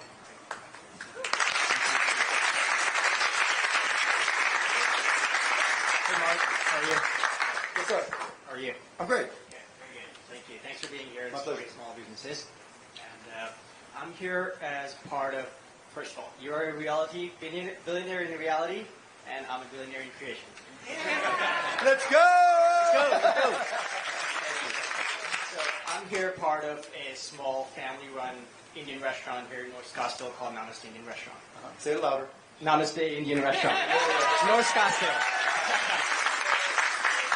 So as a small business owner who has worked so hard to build a business and then keep it sustaining throughout these inflationary pressures that we have faced, another part, you briefly touched on this, but I want you to speak more on this. And so this is about taxes. So let's say as a small business owner, you have worked so hard. Now you've been able to make an income for yourself that you're creating about $200,000 a year for yourself. Okay. So here you are in a federal income tax bracket of 24% and Arizona flat tax of 2.5%. So, and that's 2.5% Arizona flat tax. Okay, Arizona. Okay. Yes. So that's for a couple, and for a single individual, that's it's 32% federal, and then plus Arizona.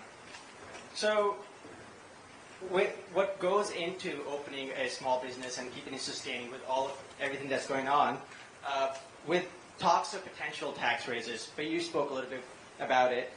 Can you explain how the administration plans to support small business owners like us? And sure. I mean, what I said before, you know, you're probably a subchapter S or an LLC. Right? So S corp. So it's your personal income that's taxed. And she has said that if you're under 400K, you said right around 200, your taxes are not going up and they're probably going down. So that's first and foremost. I can't deal with the Arizona taxes, but I can tell you that you're probably going to be in a better situation, not worse. And you know, in terms of other programs, just stability. You know, look at the faces of your employees. I mean, if they look like you, if they look like people here, you don't know what he's going to tweet. He's going to get Stephen Miller to say something, and Stephen Miller is going to get him to tweet. Do you know who Stephen Miller is? I don't. Okay, so he's like his immigration czar, or deportation czar. He's horrible, yeah.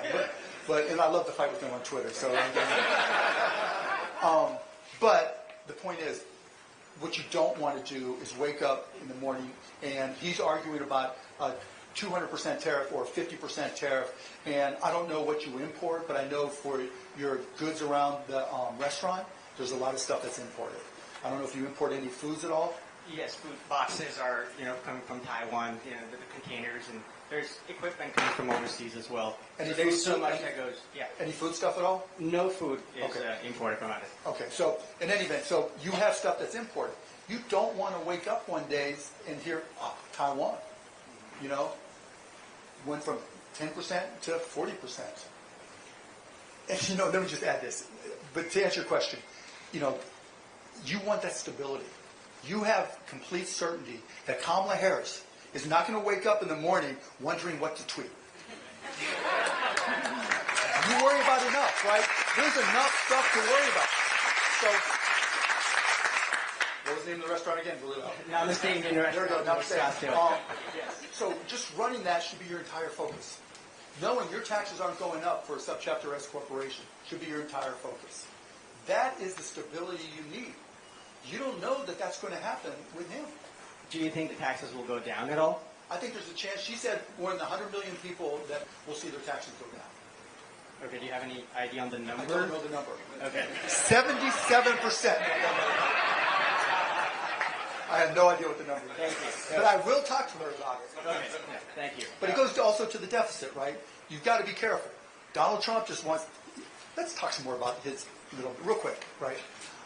So when Donald Trump starts talking about tariffs, one of the things he said, I keep on pointing at you, sorry. One of the things he says is, this is a negotiating tactic. Well, this isn't the first time you tried this negotiating tactic. Right? You did it before. Do you think China is stupid? So what they've been doing, literally, is going to other countries, buying up factories, moving their processes and robotics and stuff over there so that they can say, okay, you can tariff us all you want. We got you in India, we got you in Taiwan, whatever it may be. And so they're already ahead of the game in that. But once he starts talking about it during his negotiation period, like I started to say earlier, everybody starts hoarding. Everybody starts taking capital. So, hey, I can invest in hiring more people. I can invest in a new location. But, oh my God, my cooler is like on its last leg, and I was planning on buying it on the next 3 months. But if this tariff comes in, the cost of my cooler is going to go up 50%, and then my maintenance costs are already too high, and the guy jacking up. Right? So you get the point. So people take money that was already set for what they were going to do in their business and try to get ahead of the tariffs. And whoever they were going to buy, whoever you were going to buy your new cooler from, that distributor now is saying, oh my God. Name of the restaurant? Namaste Indian There we go.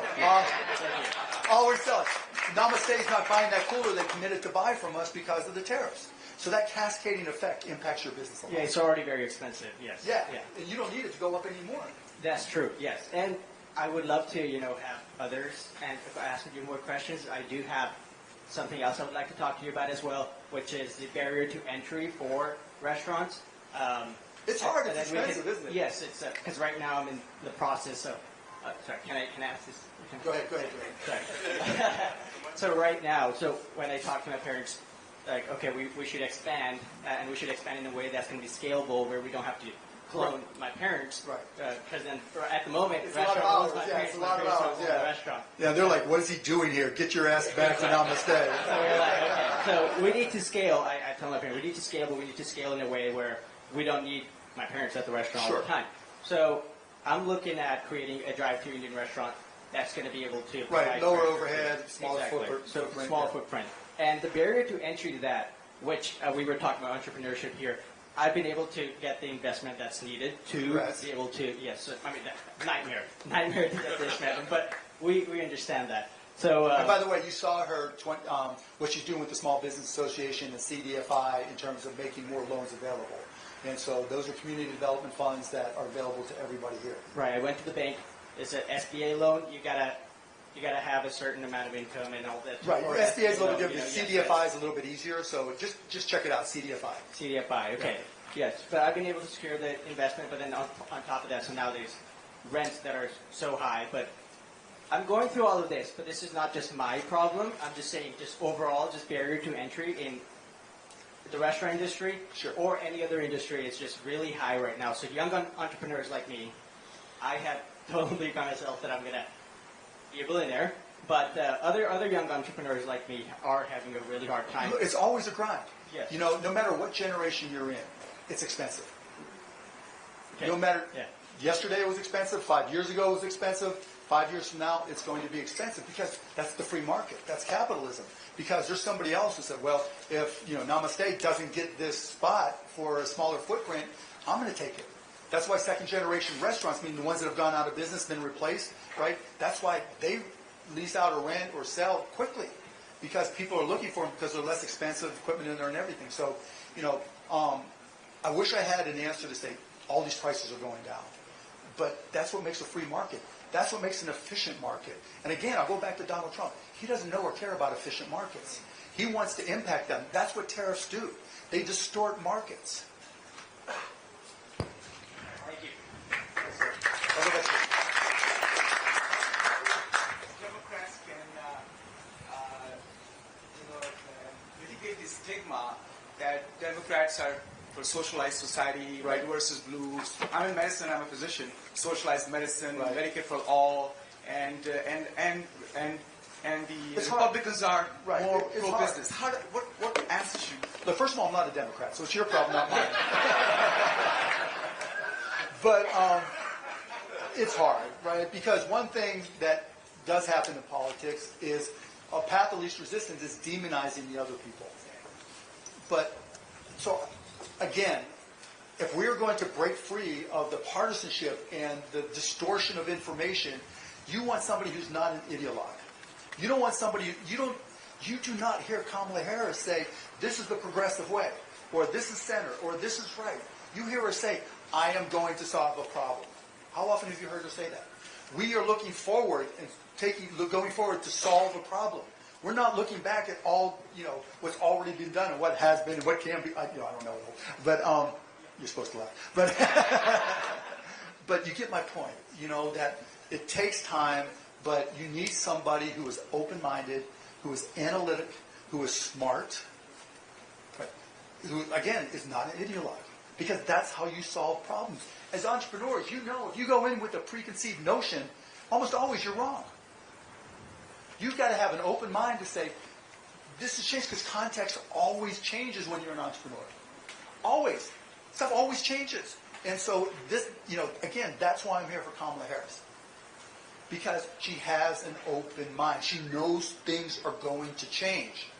And she's not saying, what'd you have for dinner? Tariffs. What'd you have for lunch? Immigration. What are you going to do for child care? Immigration and tariffs.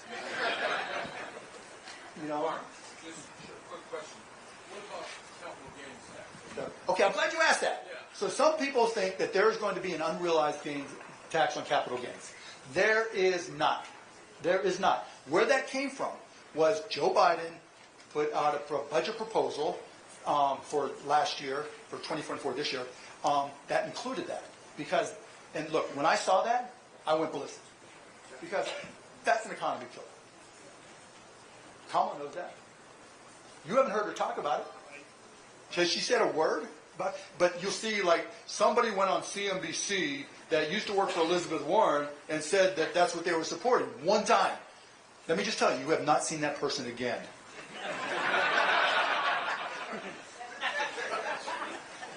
I can't say any more. Okay, but you get my point, right? There is no tax on unrealized capital gains. That doesn't mean there aren't going to be places she looks. Like if you make, if you're in the highest tax bracket going from 37 to 39, we're blessed. That's okay. 21 to 28%, you can make an argument in both directions, but let me just tell you, 21% plus tariffs cost a whole lot more than 28% with no tariffs.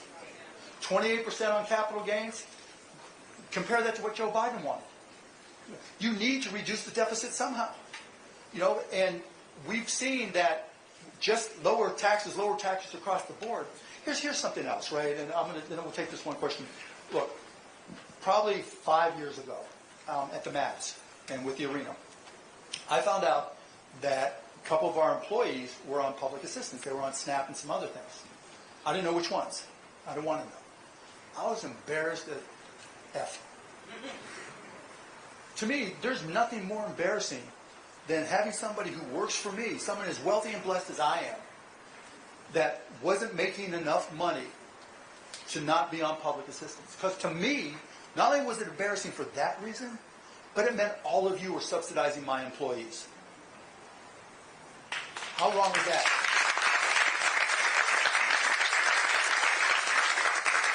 So when he talks about lowering, C Corp taxes, basically, because we're not talking about pass-through companies, when he talks about that for the biggest 20,000 companies, is he saying anything about the employees? What he's saying is, you'll make more money. You can put more money in your pocket if the tax rates are a little bit lower.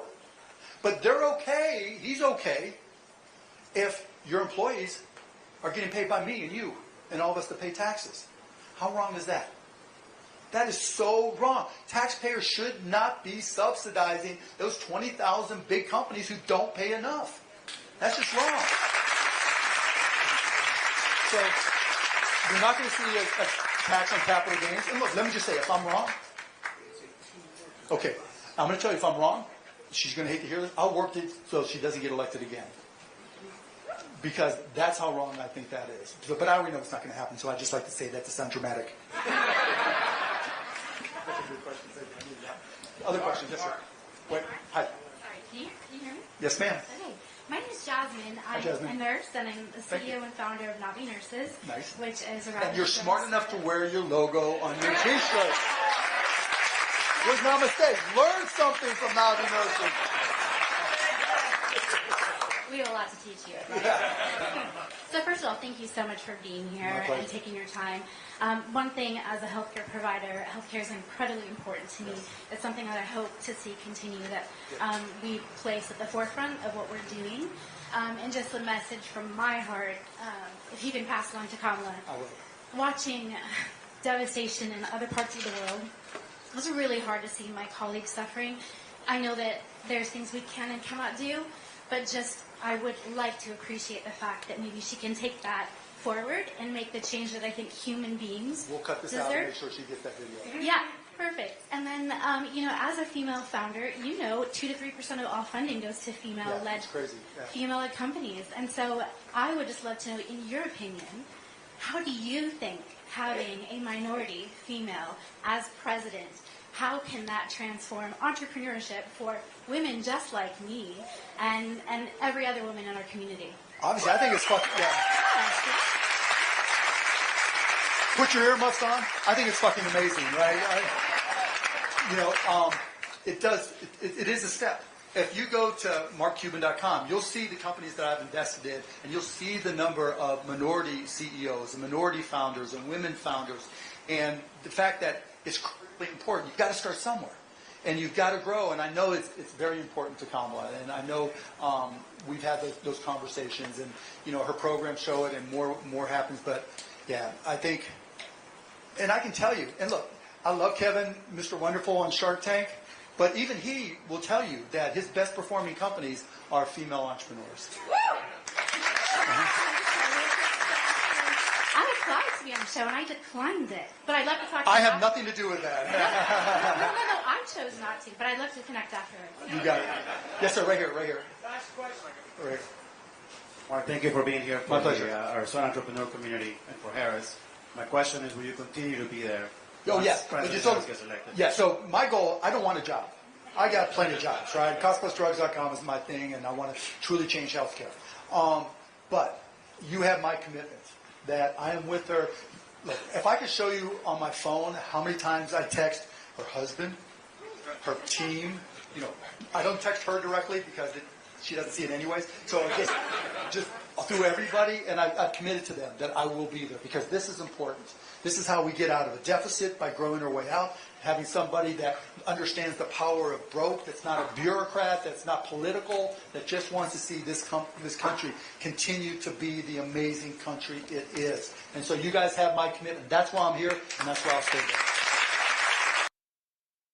Now, of course, I respect the fact that Mark Cuban came out to answer some questions, and do what he needed to do, which was support her. But what he's talking about, really like the ordinary guy who is just trying to pay bills, who's just trying to make sure, the kids are okay, the wife is good, rent is paid, utility bills is paid. None of this stuff actually really matter. You feel me? Because at the end of the day, it's like if the prices are still high, people are still going to be suffering. Okay, people already live from paycheck to paycheck anyway. So before we even get to what he's talking about, it's like, do I have to worry about paying my rent first? Do I have to worry about paying for the electricity bill first before I even get here? Man.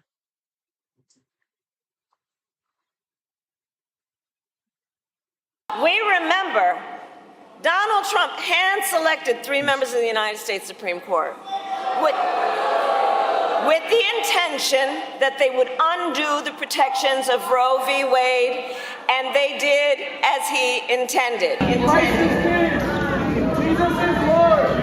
Oh, you guys are at the wrong rally.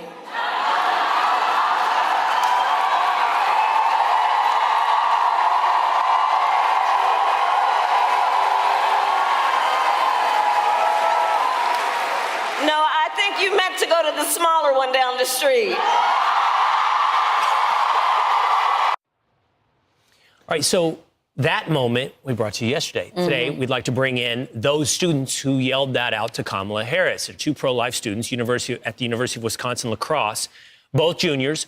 Luke Pulaski and Grant Beth join us now. Luke, Grant, thanks for being with us this morning.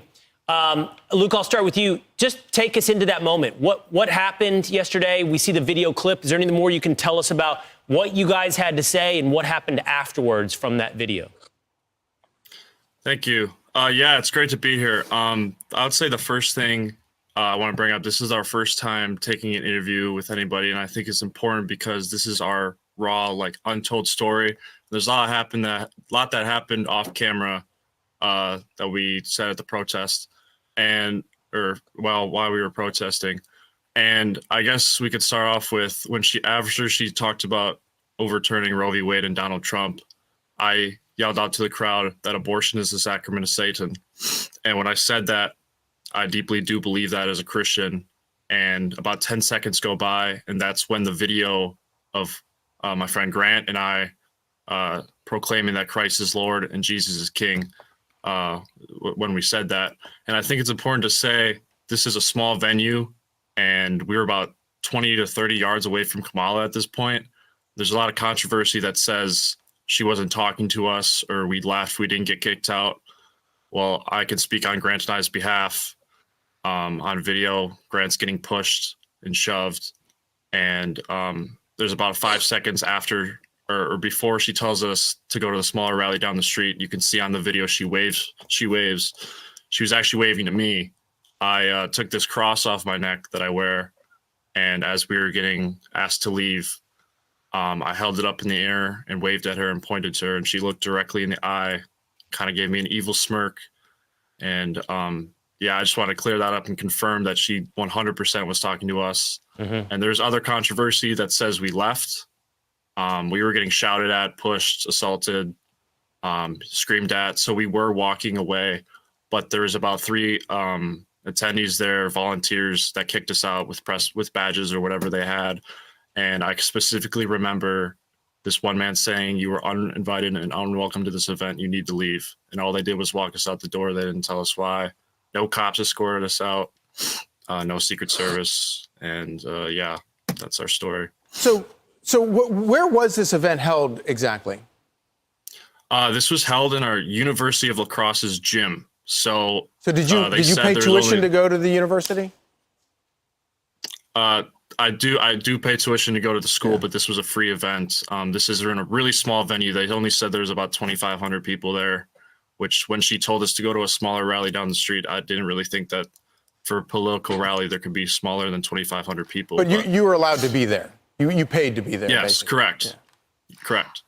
Grant, I want to get your point of view from there. So is there anything you want to add to Luke's story? And what did it feel like? I mean, she basically said, you said, or Grant said something about, or Luke said something about Jesus, right? Jesus is king. Jesus is Lord. And she said, you're not welcome here. I mean, I want to know what you felt in that moment and if there's anything you want to add to his story. First of all, thank you, Rachel. Thank you, Will. Thank you, Charlie, for having us. We were very blessed to be here. We were very blessed to speak on the national stage. It's important that we get our message out in any way possible. First of all, we didn't really intend on, going at any people. People online were calling us MAGA fascists. That was never our intention going to this rally. We were only here to protest our faith, and we did so. We never expected this to grow as large as it was. Essentially, she was speaking, and we decided to say, Christ is King, Jesus is Lord. And we got a lot of backlash. As you can see in that firsthand video, I was pushed by an elderly woman. We were heckled at, we were cursed at, we were mocked. And that's the biggest thing for me personally, in reflection of the event. Jesus was mocked, his disciples were mocked, and that's okay. In reality, we did God's work and we were there for the right reasons. And God is watching us in this moment. I'm all about being a cordial person, no matter your beliefs. But I do believe that we were sent there by God. And I do believe this timing, 18 days before the election, is imperative for young Americans and first-time voters like myself to understand that this is what you are going to get with a Kamala Harris presidency. You are going to get the Kamala Harris that alienates over 50% of the U.S. population that is Christian. You're going to get the Kamala Harris that skips the Al Smith memorial dinner that no major presidential candidate has skipped since, I believe, Walter Mondale in 1984. Now over 40 years ago. I'm a 20-year-old man. That's double my life. So that's a long time for someone not to attend that event. That, along with our experience on this day, it's a good storm for the opposition. And it just proves what type of person Kamala is and what type of leader she will be. I'd love to ask you this question out of my own curiosity. Luke, I'll put it to you. And I know it's a difficult question because I'm asking you to put yourself in the mind or experience of someone else, meaning that person could be Kamala Harris. But when she responded that way to you, you and Grant, I'm curious what she understood about you. Like, what had you made clear? That you were a protester, that you were pro-life. We all hear you say, Christ is King, Jesus is Lord. Did she understand your message? I want to know specifically what she is rejecting. I know you can't know because you weren't in her mind, but you can know, what did you make clear? Yeah, so I said Jesus is Lord due to the abortion Roe v. Wade she was talking about, which me and many Christians around the world disagree with her stance on abortion. And we wanted to kind of send in a message that, as Christians, at least me and Grant, we don't accept or agree with her abortion policies, and that we believe that Jesus is Lord and that he has the final say in everything we do. And it's something we center our life around. So I guess we wanted her to know that. Right. Luke, Grant, I think you guys are two really brave boys. They don't call it the People's Republic of Madison for nothing. You guys went right into the lion's den, and you are brave and courteous, as I can see right here. And I just really admire you, and I just want you to know that I think your message is resonating. And very wise young men. And you'll never get an apology from the Kamala Harris campaign, but I hope you get an apology from the university because you had every right to be there. Thank you, guys. Charlie, if I could say something before we go here. You know, this is extremely important for young Americans to understand. You know, if I could ask my young Americans in this country, what do you want your future to look like in this country? Do you want to have to struggle to pay for gas? Do you want to have to struggle to afford groceries on a daily basis? Do you want to even struggle to get your first mortgage on a house? Because that is the future you're going to get with Kamala Harris as president of the United States. A future with no morals, a future where people are exposed to evil on a daily basis. And, you know, people are stripped of the very power they have as citizens of the United States. I implore first-time voters, make an educated choice, whether that be voting early, whether that be going, you know, on day of the election. The future of this very country. You guys need to run for office, I think. Yeah. Well, we appreciate you guys. Thank you so much. Yeah, thank you so much for being with us and sharing your story. We're up against Luke. I'm sorry to cut you off, man. We have a hard break. It's going to hit in about 5 seconds. But understand. Great to see you guys. Thank you. We appreciate you being with us. Yeah, you gotta respect these two young men. You gotta respect them. You see what I mean? Like, make an educated choice. Don't vote with your emotions, with your feelings. Vote for performance. We've had performance from 2016 to 2020. We didn't have to think about Ukraine, Russia, or Israel, or Iran. We didn't have to think about all of that stuff. The only thing we were thinking about was how much money I'm stacking in my savings account. Tell me you weren't thinking about the money you were stacking in your savings account from 2016 to 2020. That's what we were all thinking about. Oh, I'm stacking up. 2016 to 2020, we were all stacking up. We didn't think about gas prices. Gas prices, bro. In 2016 to 2020, nobody thought about gas prices. Nobody thought about mortgage rate. Mortgage rate, bro. It was like, it was nothing.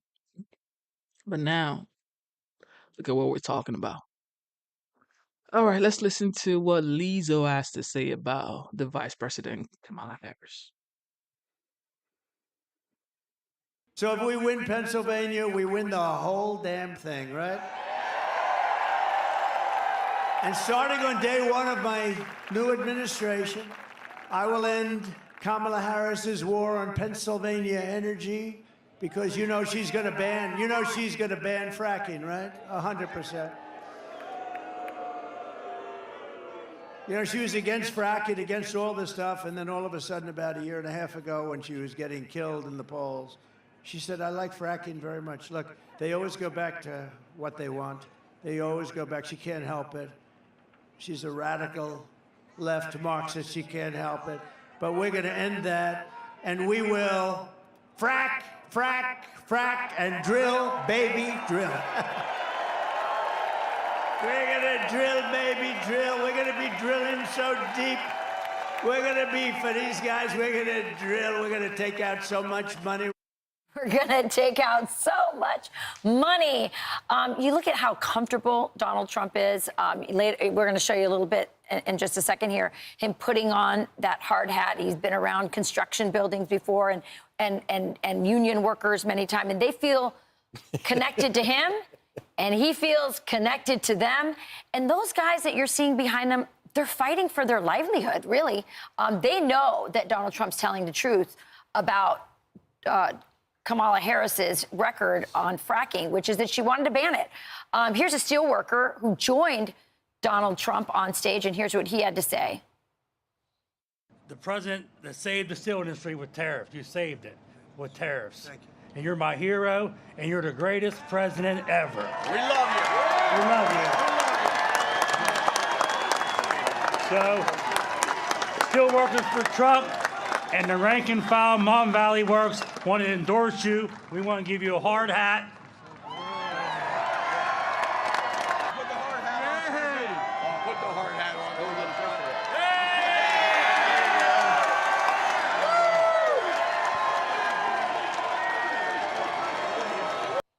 The guy, he really does. He just changes all the rules about politics. It's so funny. But one rule that he hasn't changed is obviously you always want like the workers. Kamala has sort of doubled down on relying on, say, Hollywood or superstars like who don't work with their hands for a living. And you get people like Lizzo, who is a musical star, I believe. Yeah. And she's a superstar. She's a superstar. Yeah. Superstar. She's from Detroit, right? I think, or she's from Michigan, maybe. Mm-hmm. But that's who she's relying on. And normally, politicians always want to be with the people, not with the rock stars. But here's Lizzo. I'm not going to spend any more time on the stage because we got work to do. We have 17 days to get this done, and we're not going to be able. We're not going to be able to get these 17 days back. And what I think we all know is on Election Day, we don't want to have any regrets about what we could have done these next 17 days. Y'all need to hear this. What up, though? They say if Kamala wins, then this whole country will be like Detroit. Well, I say proud like Detroit. I say resilient like Detroit. This is the same Detroit that innovated the auto industry and the music industry. So put some respect on Detroit's name. You guys think about that contrast. So one candidate wants to do MAGA, Make America Great Again, and the other one's MATA, or Make America MATA. Detroit Again. Good. I mean, Detroit, as you said, nice town, nice architecture, but definitely not a model for what we want for the rest of the country. But to the place where we began this conversation, the point that you're making, Charlie, Detroit wasn't always that way. Right. And, you know, there's a lot of reasons that Donald Trump was appealing to those union and blue-collar voters in Pennsylvania, and we often talk about the cultural issues and how he connects with them on a cultural level. But, you know, I happen to, I think, be lucky enough to be born in a state and now live in a state that really benefits from a booming economy. I mean, you feel it on a day-to-day basis in Texas. Fortune 500 companies, people moving to Texas. The point is, there was a time in American history, and it's not all gone, where from Michigan to Pennsylvania, this was the heart of American manufacturing. Mm-hmm. And two things have assaulted that idea. Two things have assaulted that reality. One, undercut competition from overseas, places like China. That's why Donald Trump brings up tariffs. But also just an incredibly burdensome regulatory state and a corrupt political class that has made it an unfriendly place to do business and allowed Detroit to rot from within and allowed so much of that to leave Pennsylvania. And I think that while we do focus on the cultural connection, this is about people's livelihoods and what was, and this is why it is called Make America Great Again, and what you would hope could one day again be in all of those states, from Pennsylvania through Ohio, all the way to Michigan and Wisconsin. And they believe him because they saw it happen, right? I lived in one of those manufacturing towns that was sort of depressed and kind of going under. And then Donald Trump came in and things were on the up and up.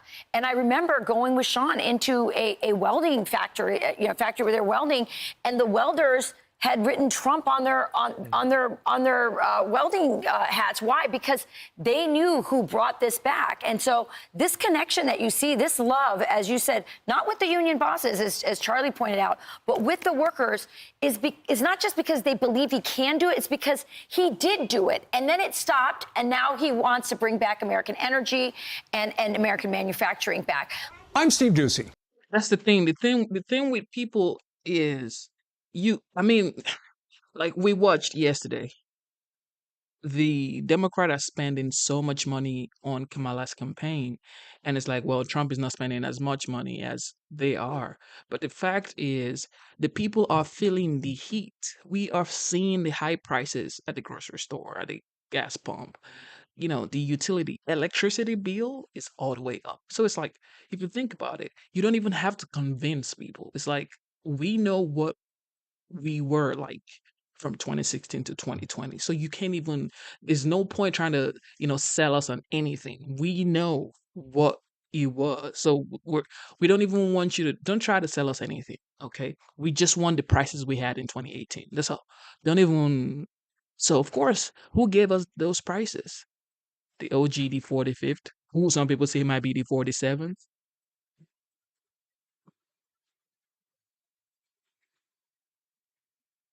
Trump's campaign suggested he would begin previewing his closing argument Saturday night with Election Day barely 2 weeks away. But the former president kicked off his rally with a detailed story about Arnold Palmer, at one point even praising the late legendary golfer's genitalia, unquote. Mr. Speaker, you're crossing all over the country. You're working hard to get Republicans over the line in this election. You're talking about substantive issues. Is this really the closing message you want voters to hear from Donald Trump, stories about Arnold Palmer's penis? Well, listen, I think that the headline that I read about the rally in Pennsylvania yesterday was the big question, and it's the one that Kamala Harris has not been able or willing to answer, and that is, are you better off now than you were under the Trump administration 4 years ago? And no one can answer that question with a yes. I mean, no one. And that's why Kamala Harris herself avoids the question. Look, I've been traveling the country nonstop, Jake. I've been in over 230 cities in 40 states right now. And I'm spending these final closing weeks in the swing states, in blue states, in toss-up districts for the House. I'm absolutely convinced. There's an energy out there right now. I'm convinced that we are going to win the White House, the Senate, and the House. And we're going to have a very aggressive agenda to get the economy going again, to help everyone. Look, everywhere I go, Jake, everybody has the same concerns. They're fed up and they're fired up about the cost of living that's unaffordable now, and the rising crime rates everywhere, and the weakness on the world stage, and the wide open border. And they know that Kamala Harris is responsible for those things.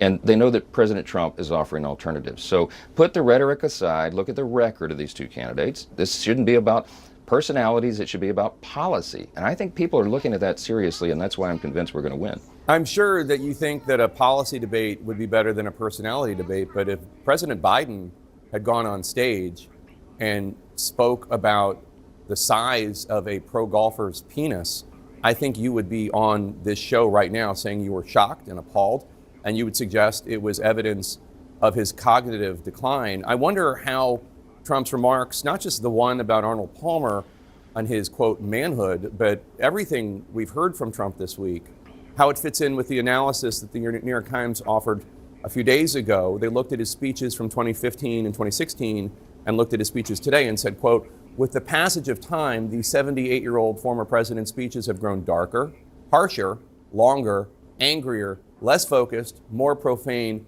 and increasingly fixated on the past. I know you want to talk about policy, and I respect that, but the reason that Donald Trump is not up 10 points is because of comments like that one, where people do have concerns about his fitness, his acuity, and his stability.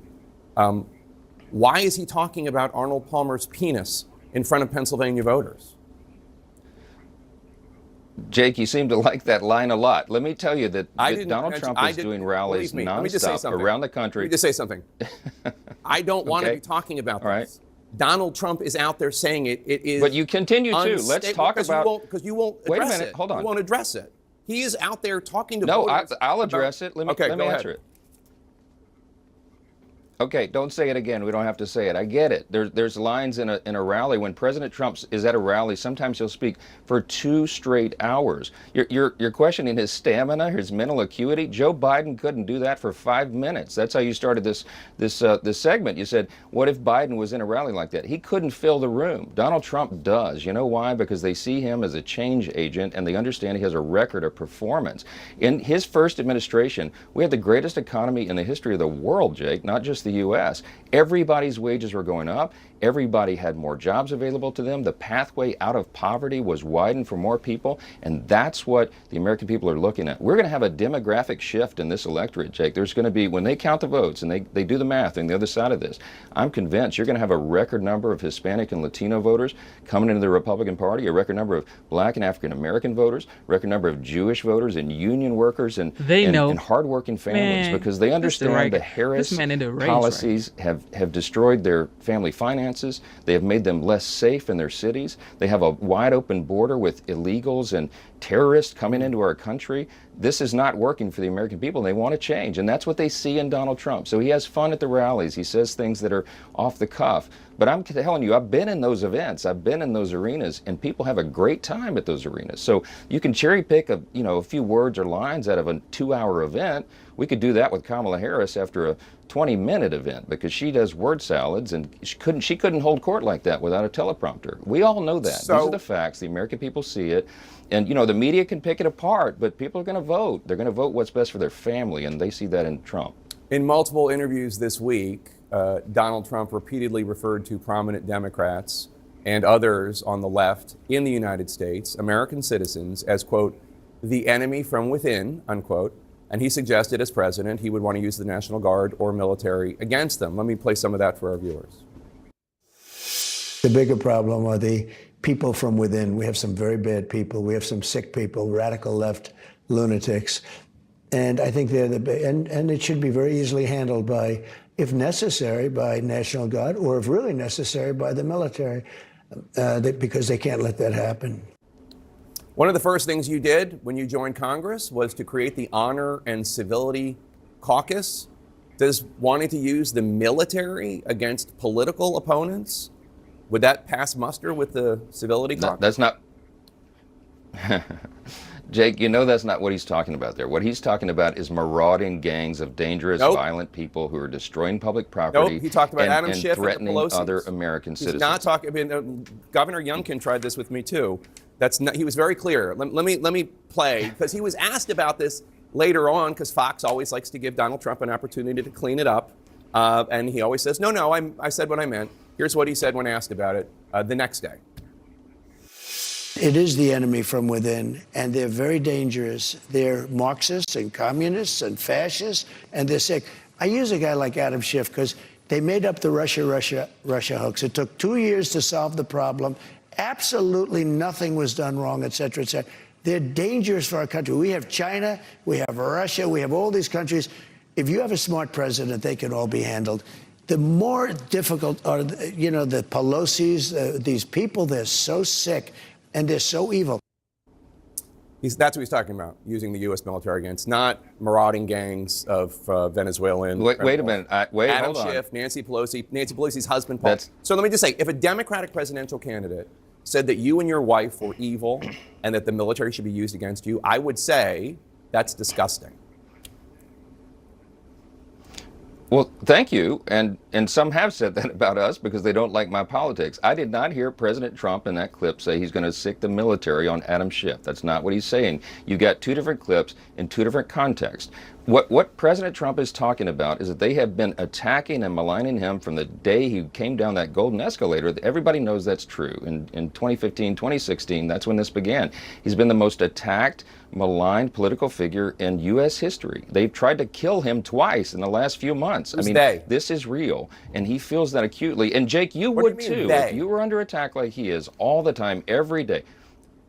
I mean Iran, who has assassination attempts out against him. But that's not crazy, dangerous people Adam in the Schiff country who and Nancy get on Pelosi are not rooftops and trying to take shots. assassinate Donald Trump. I mean, there's this conflation of anybody. They're not, Jake. They're not. But the political attacks have been relentless, and they have been baseless, and they made up the Russian collusion hoax, and they went after him and have been going after him ever since. They tried to impeach him twice. I mean, they've done real damage in American psyche. What I'm talking about is the political attacks that are so over the top. Kamala Harris has used language saying he's so dangerous to the country. I mean, I've had colleagues in the House say he must be eliminated. He must be extinguished. He's literally talking about this taking stuff the is over the military top. and using it against Democrats. I mean, he's literally talking. No, he's not. No, he's not, Jake.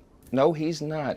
No, he's talking about using the National Guard and the military to keep the peace in our streets. In the summer of 2020, that my Democrat colleagues call the summer of love, it was crazy. It was mayhem, and Democratic progressive mayors and governors allowed it to go on, including Tim Walz, who allowed Minneapolis to burn, and it's still not rebuilt. Look, Trump is talking about restoring law and order, and I'm telling you, you can mock it. People in the media can mock it, but that resonates with the American people. They are sick of being afraid on the streets of their cities. Donald Trump can bring order back to the chaos. They know that. So they're willing to give a little on his, social media posts and some fun language he uses at rallies. He called January 6th a day of love. He said that the January 6th criminals, the prisoners who violently attacked your place of work, He compared them to the victims of Japanese internment camps. And that guy is in favor of law and order? Yes, President Trump had and kept law and order. When he says at the campaign rallies that Except on we January didn't have 6th. hot wars around the globe during his administration. No, look, he's right. Russia did not invade Ukraine under his watch. Israel was not attacked viciously by Iran and its proxies because they were afraid to do so under that commander-in-chief, under President Trump. They're not afraid right now. Our allies are nervous. Our enemies are empowered because they see an opportunity. The only person that they fear less, our enemies abroad, the only person they fear less than Joe Biden is Kamala Harris. At the end of the day, when you go into the ballot box, I would just encourage everybody, ask yourself quietly, are you comfortable with Kamala Harris being the commander-in-chief of the U.S. Armed Forces at the most dangerous moment since World War II? She could not handle that. Our enemies would have an opportunity there, and people think about those things, and that's why they're going to vote for Donald Trump. It's like that's why you he's were going to win and be reelected president. answering questions from a completely different interviewer. Man, this man was so calm, cool, articulated.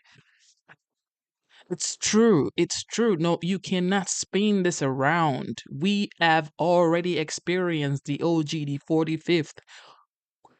He's finna look, he is going to be the 47th. Most likely, because people are coming out in record numbers. African American men, Hispanics are coming out in record numbers for this man because they have experienced what it was from 2016 to 2020. The things we're worried about now, we weren't worried about in 2016 to 2020. So you can say what you want. You could try to do the fear mongering stuff. Nobody cares, bro. We don't care, bro. 'Cause we already voted anyway.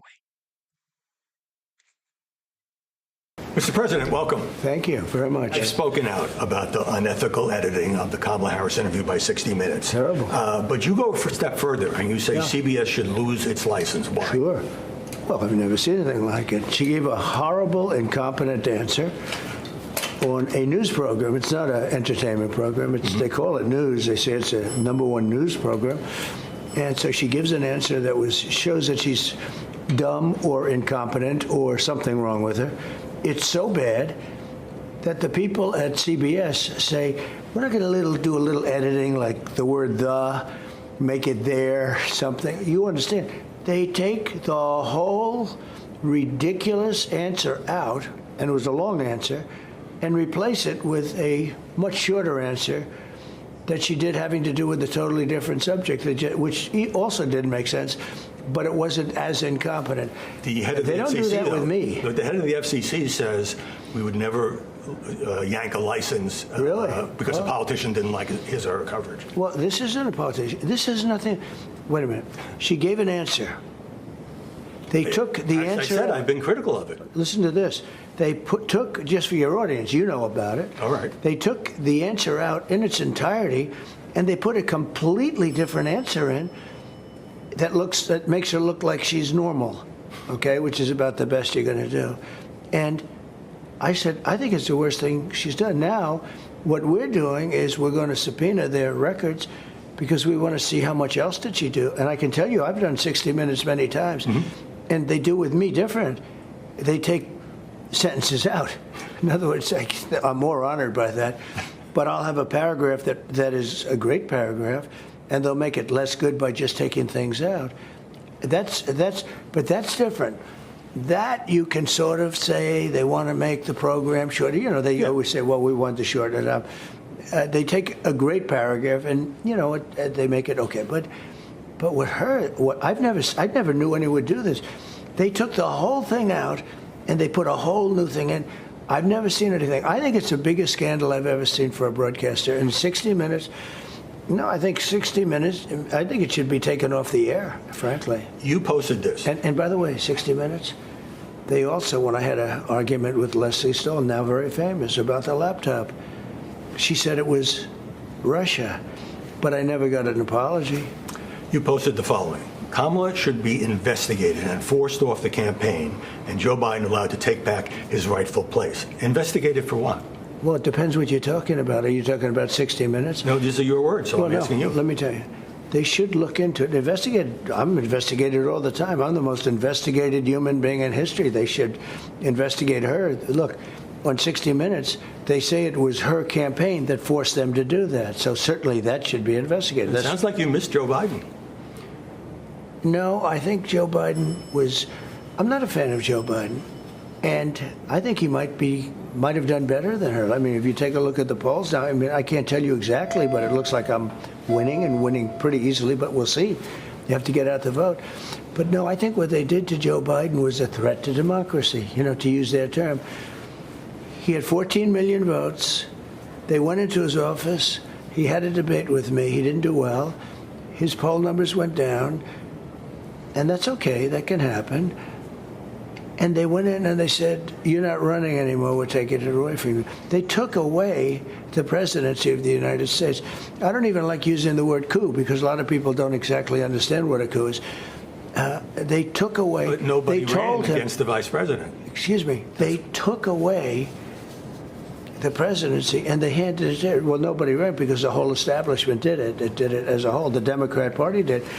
When you saw that, you've never seen anything like that. He won I mean, she was in the primary. You know, she was one of like 22 people. There were a lot of people. Last time, yeah. She was the first one to drop out. Get out because she did so badly. All of a sudden, she's running. So I'm not saying from my standpoint. I'm saying from his standpoint. He's a very angry man.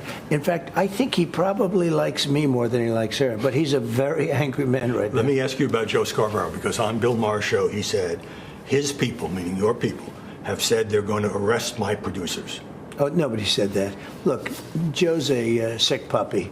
I know him well. I used him beautifully. I dropped him because I thought he was very unethical, actually. But I dropped him.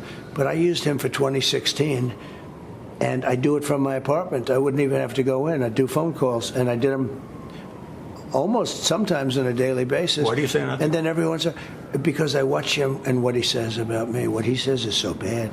And you have to understand. Now, I was friendly with him and with Mika, but at a certain point, and it doesn't matter why, but I didn't want to do it anymore with them. And they're not too happy about it. No, but he says a lot of things like that. I think they're unethical, but who knows? I want to drill down on this question of retribution because against your political opponents, because you've had opportunities to walk that back.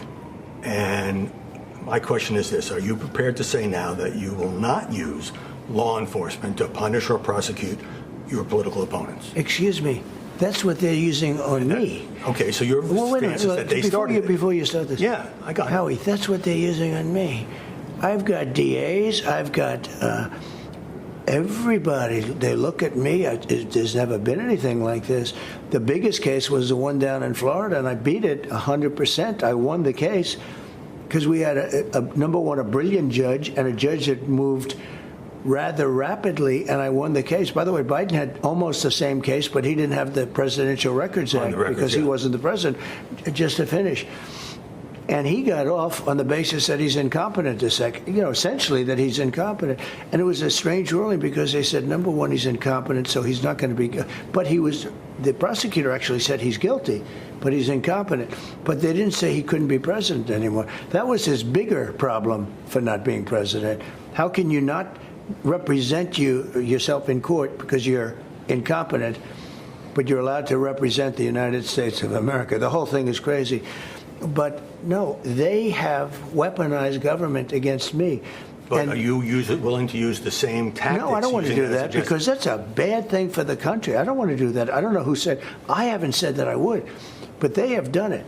I've got attorney generals, DAs. They're all. Right. You take a look in Atlanta. You're heavily investigated. Yeah. They went and met with them. It's all coming out of the Justice Department. They have done something never done in this country before. Now, it's been done in a lot of other countries, third world countries, banana republics, but never done. So when you ask that question, you really have to start by saying, well, they've done it to you.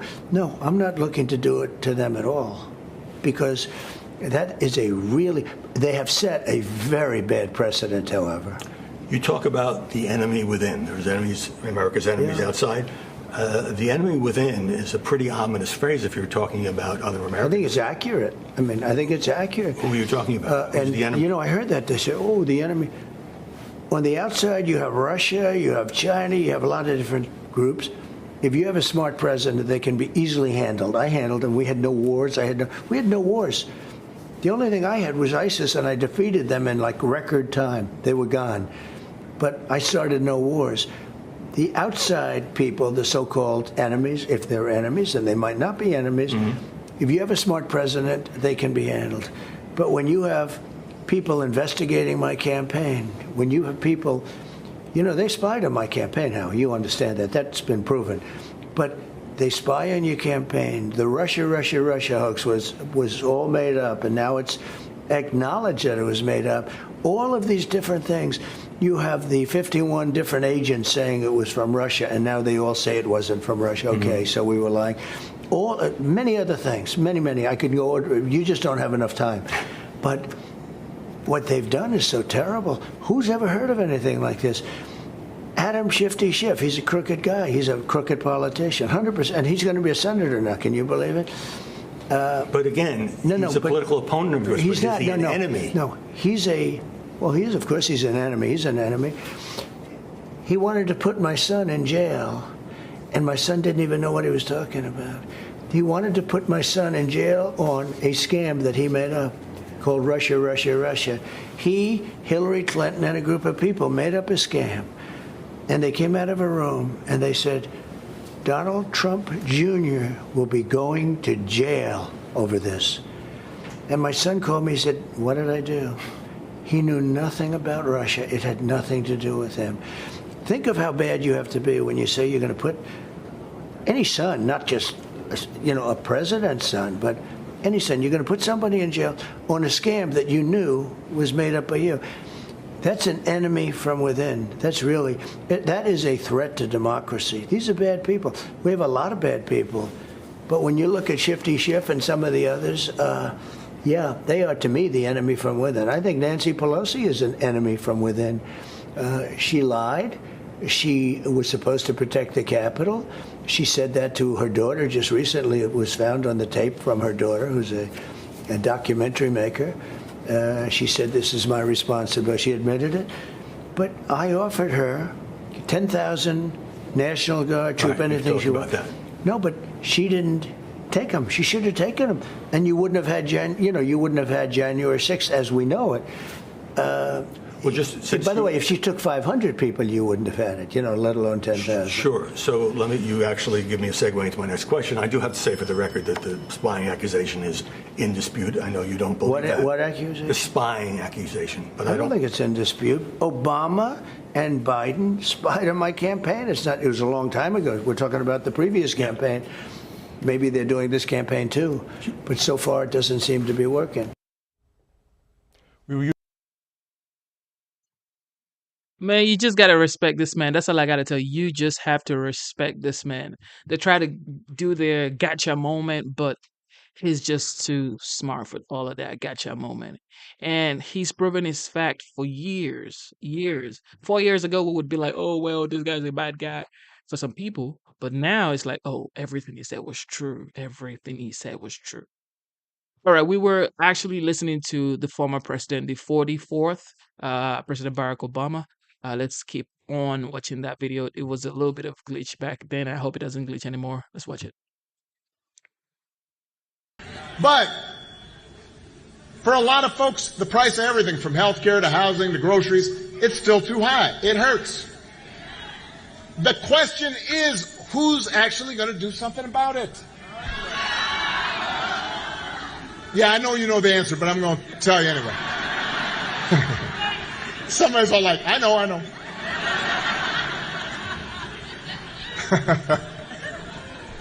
Donald Trump's plan is to give another massive tax cut to billionaires and big corporations. Now, wait, hold on. Some people hear that because I'm having conversations with folks. They're all like, well, I don't know, I know Trump's kind of crazy, but I remember the economy when he first came into office. I remember those first 2 years were pretty good.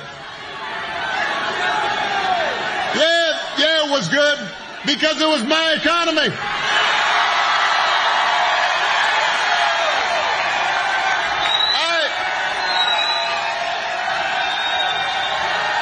Some of y'all remember what it was like in Nevada when I came into office. The worst financial crisis in history. The housing market collapsed here in Nevada. You remember that? Boarded up homes everywhere. Folks' mortgages underwater. I spent 8 years cleaning up that mess that the Republicans had left me. And then I handed over to Donald Trump 75 straight months of job growth. And all he did with it was give a tax cut. Ladies and gentlemen, we have a breaking news right here. Stay tuned. You are about to smile really bright. Check this out. The former president, the 45th. Nah, this is making me emotional, man. I'm going to play it right now. Never even touch it, huh? Wow, that's pretty good. And then you're going to put it right up here on this fryer. Okay, so can I give it to these guys here? Take it. Want to do another one? Yeah. So again, we're going to size, bottom, and then we're going to hold it like this, so that way we don't squish the fry. Okay, got it. Exactly, and then grab your fry scoop.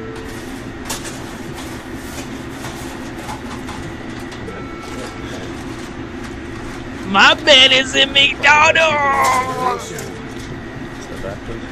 Wow. Let's do a little bit more. We'll do another one? Yep. And then this one, we got to dump it over here. So this one's clear for us, so we can put it right into here. Let's do it. There we go. All the way back there, good. And then you can hang that one right back over there. Thank you. And then we're going to grab our salt.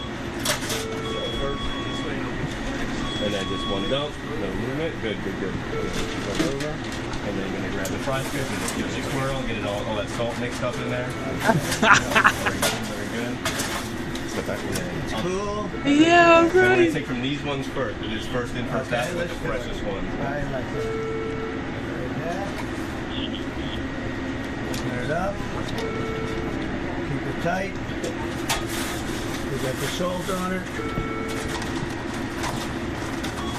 Never touches the human hand. Nice and full. Good. Do another one. Baby, we need to go do a drive-through. Trump is serving fries at McDonald's right now, y'all. Nice and clean. Wish my hands are nice and clean. This guy's a good instructor. I appreciate it. Wow. I'm going to give a really big one so that, look at that, they're just pouring out of it. How good is that, Margot? Here, Margot, have them. Yes. She's been with me a long time. She's the only one who can afford to have them. No, I think it's good. I think it's good. I need to go find this McDonald's. Exactly. Okay. Jojo's going to help you with the bag. So we can buy some from fries. Thank you. Hey, President Trump, so for our first Yeah. going out the window, we're going to need 3 medium fries. Chicken fries. So would you like to put the medium fries in the bag? Oh, McDonald's fries? So we'll do that. He's taking these, right? Mine. Do they ever ask for more salt? Supposing we want some extra salt. We will give them salt packets. Watch this up. I love salt. Wait a minute, I spilled some.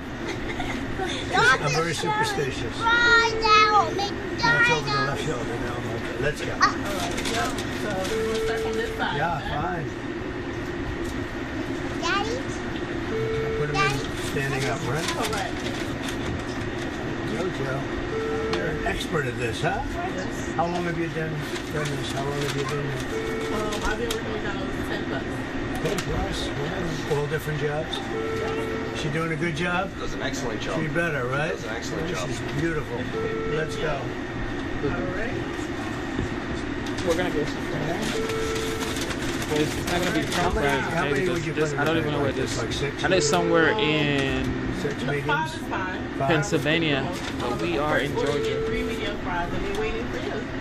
You want to go to Pennsylvania because of Trump's fries?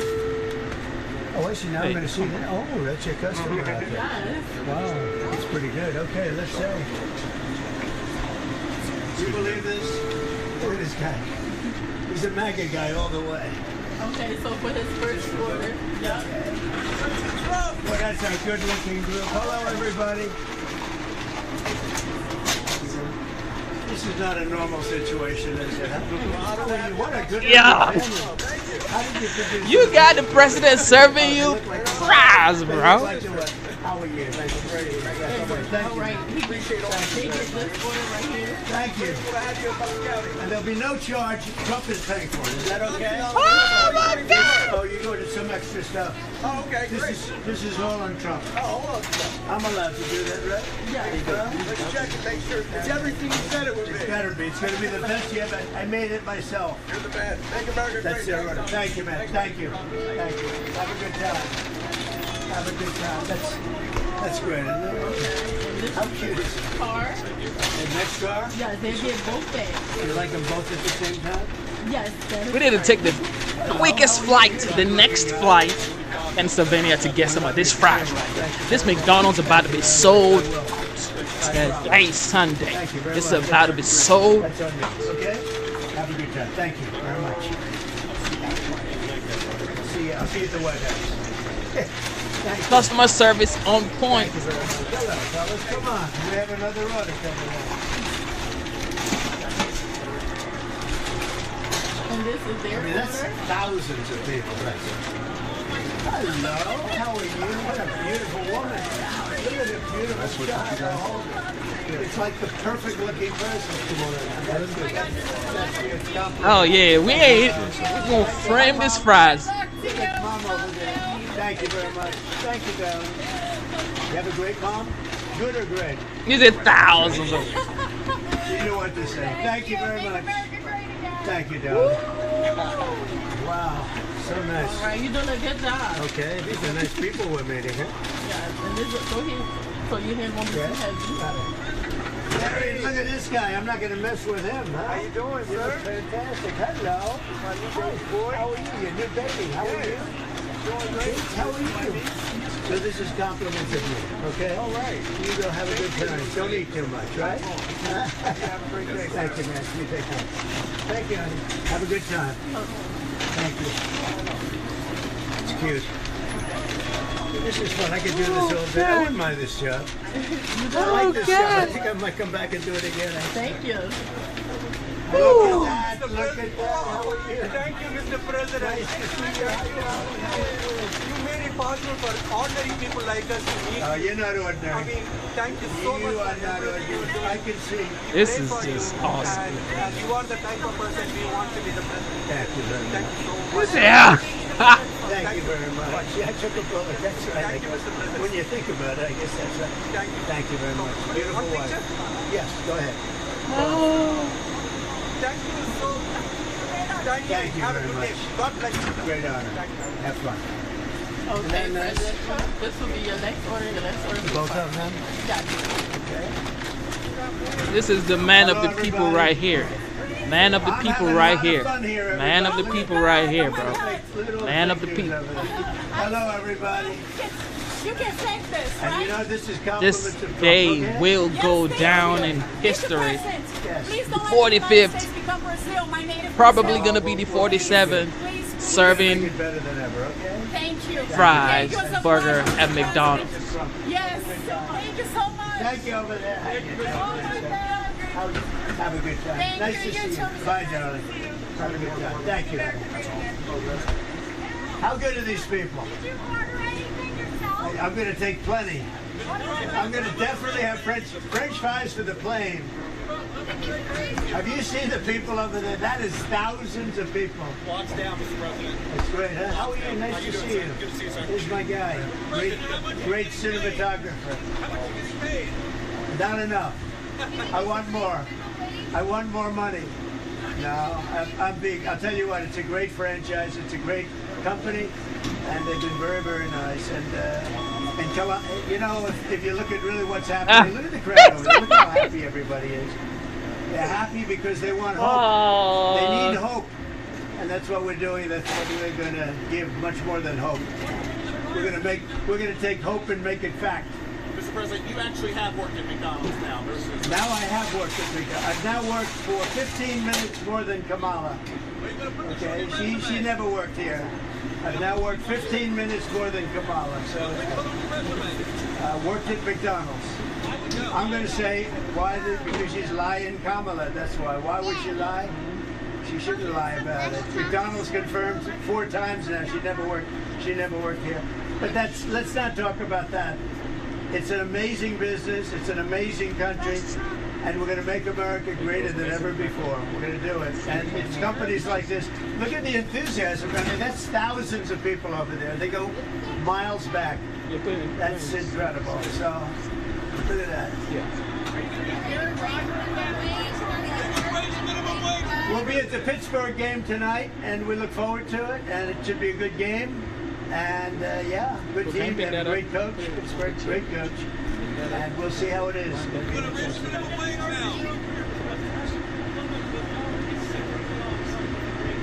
Well, this is a great job to take at the beginning, and it requires expertise. I'm going through the French fry stuff. It's a whole big process, and it requires great expertise actually to do it right and to do it fast. Yeah. You appreciate McDonald for now.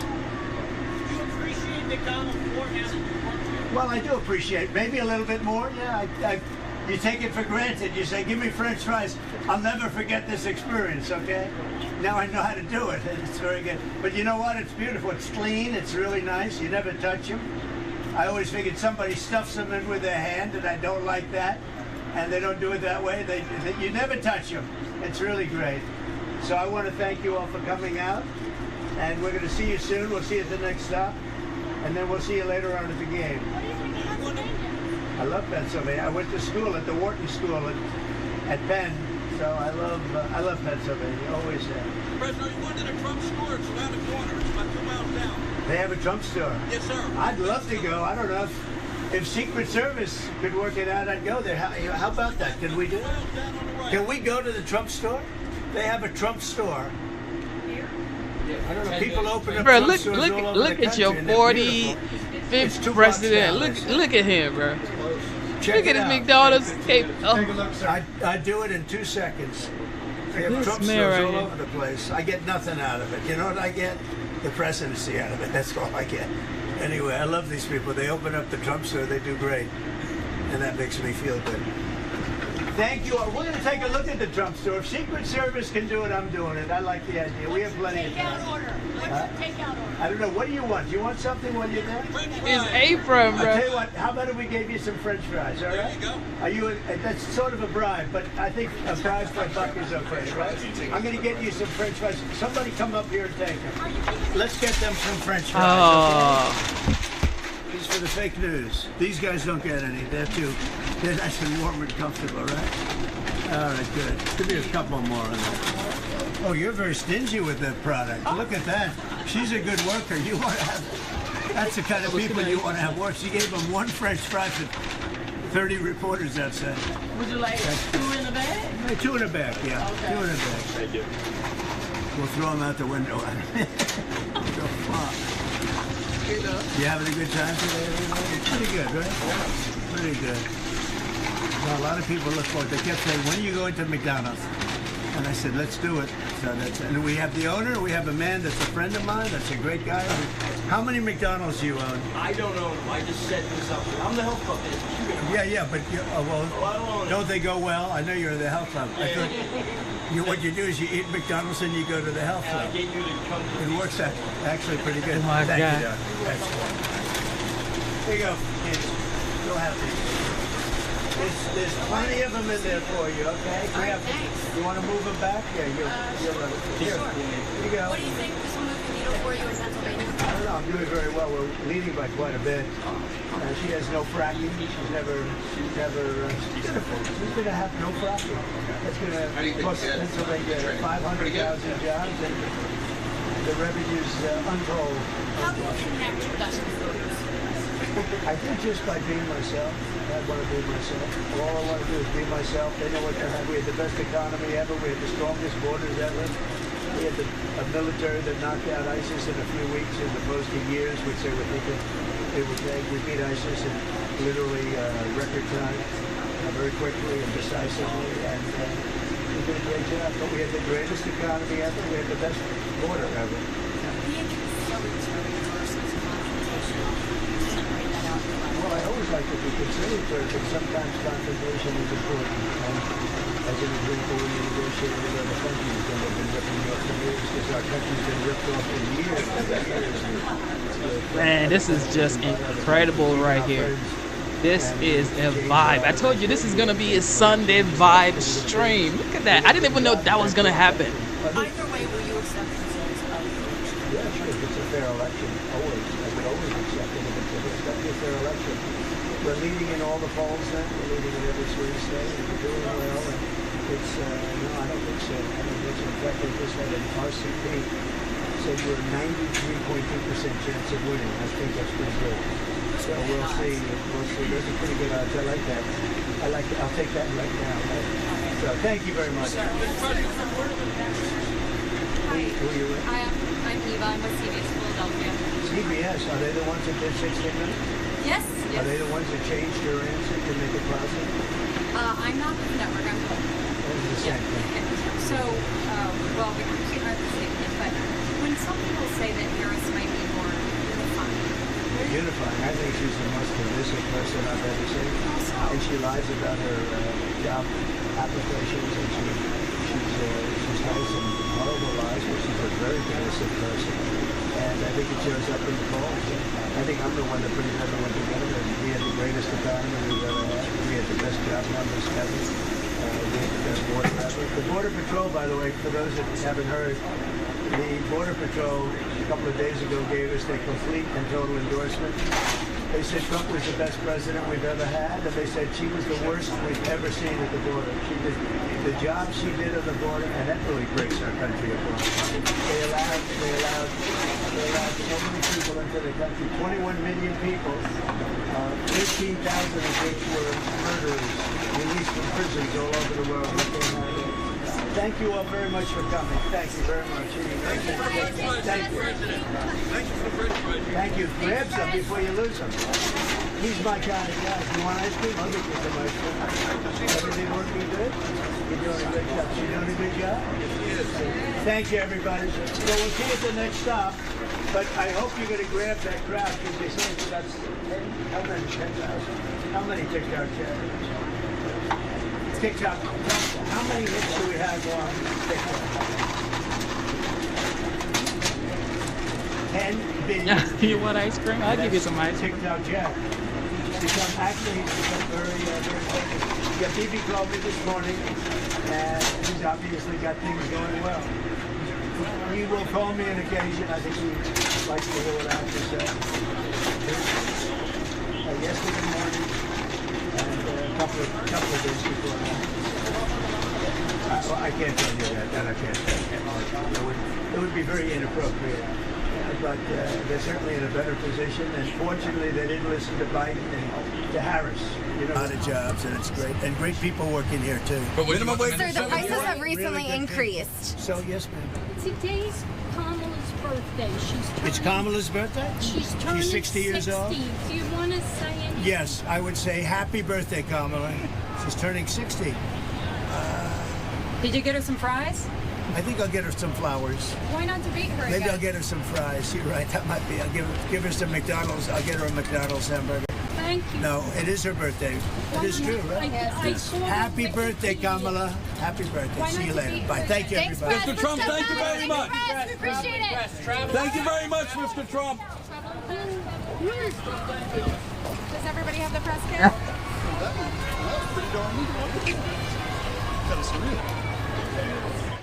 I think I'll get her some flowers. Maybe I'll get her some fries. Right? That might be. I'll give her some McDonald's. I'll get her a McDonald's. No, it is her birthday. It is true, right? Happy birthday, Kamala.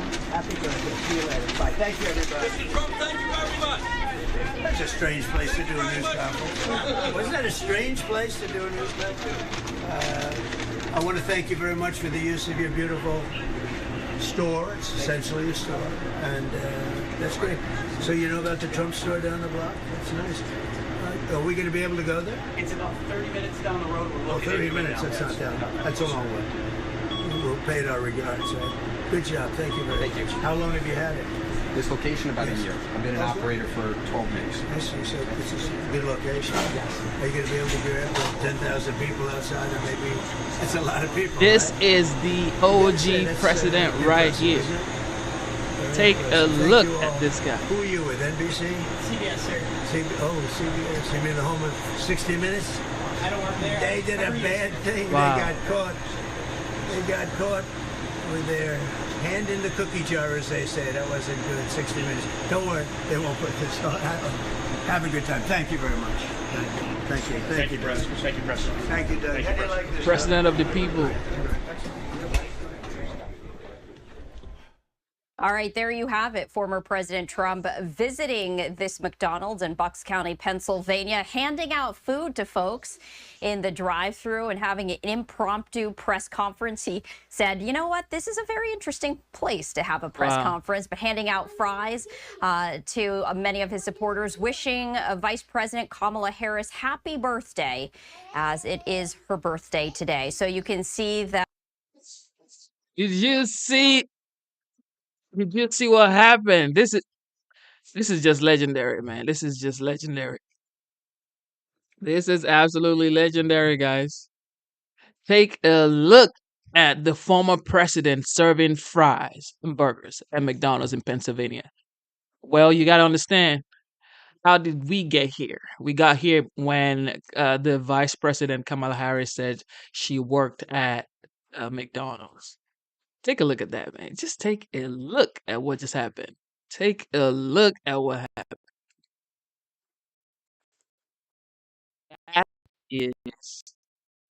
That right there is just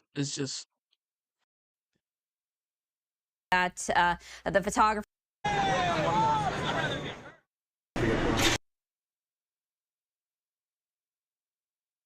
Yeah, better context of what is happening live right here. Let's listen in.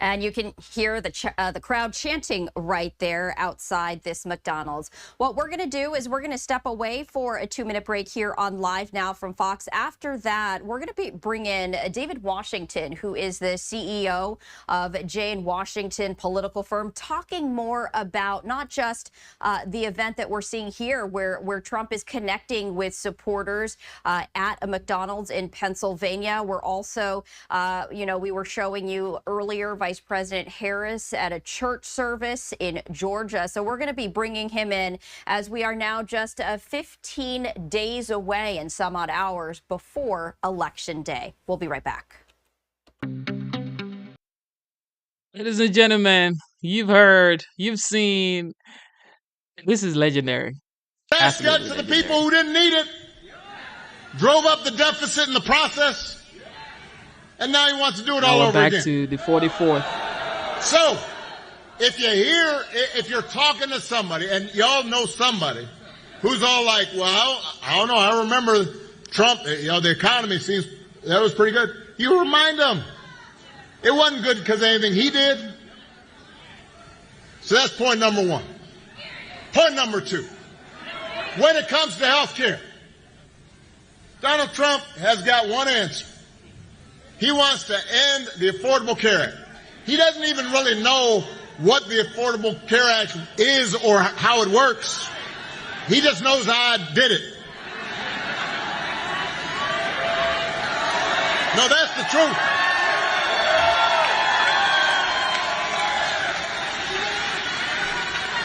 A couple weeks ago, his running mate had the nerve, the chutzpah, to say Donald Trump, quote, salvage the Affordable Care Act. There are a bunch of folks from Congress here. Let me tell you, he spent his entire presidency trying to tear it down. And he couldn't even do that right. And now, 8 years after he was elected, y'all saw this. He was at the debate. So the moderators asked a pretty reasonable question. It's like, well, you always say you want to, end the Affordable Care Act. What are you going to replace it with? And he kind of like stumbled, and then he said, well, I have a concept for a plan for how he'd replace it. What? I want y'all to think about this a second. Let's say your boss gives you an assignment, says to you, I need this done by Friday. Friday rolls around, and she says, so you finish that project I asked for? And you say, well, no, ma'am, I haven't actually started, but I do have a concept of a plan. Or, we're here in Cheyenne High School. We got some high school kids here. You should try that on one of your teachers. Papers due. Due date rolls around. Everybody's turning it in. You don't have yours. I say, well, I do have a concept for a paper. What? How's that going to go over? If it wouldn't work for you, why should it work for the President of the United States? But the good news is, Kamala Harris doesn't have the concepts of a plan. She's got an actual plan to make your life better.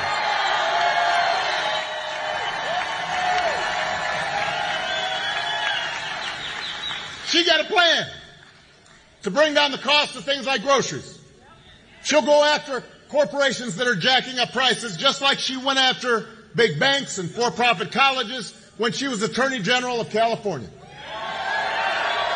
To lower housing costs, Kamala will cut red tape and work with state and local governments as well as the private sector to build 3 million new homes. She has a concrete plan to do that, and then she'll give first-time home buyers up to $25,000 to help with a down payment. That is a concrete plan to help solve the issue of housing affordability. To lower health care costs. Kamala already worked with Joe Biden, Jackie Rosen, members of Congress who are here to take on the drug companies. Bring down the cost of insulin, hearing aids, more than 50 prescription drugs. And as president, she'll never stop working to limit out-of-pocket costs and protect your care. And instead of giving more tax cuts to folks who don't need them,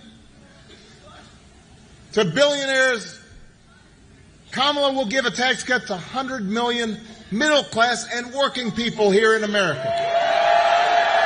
That's who Kamala is. That's what she stands for, not concepts of a plan, actual plans. Now, I got some more points.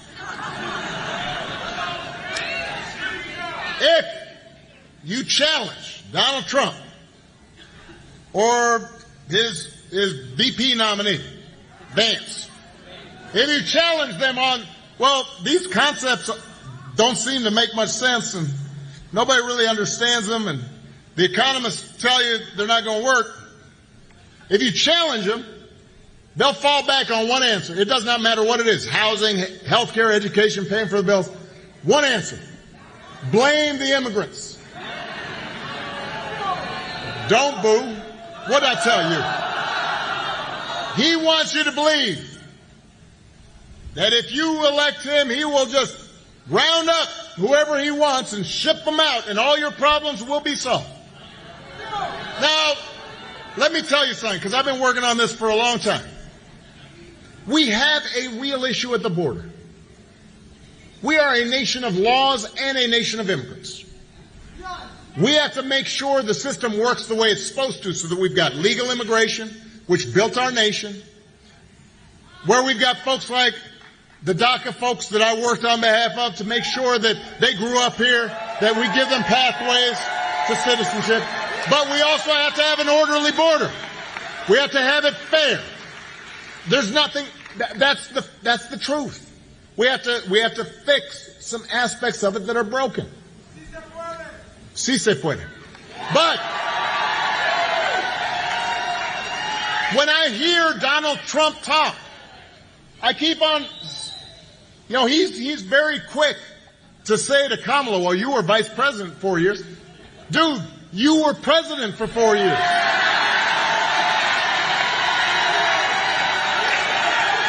As I recall, you were up there in the Oval Office.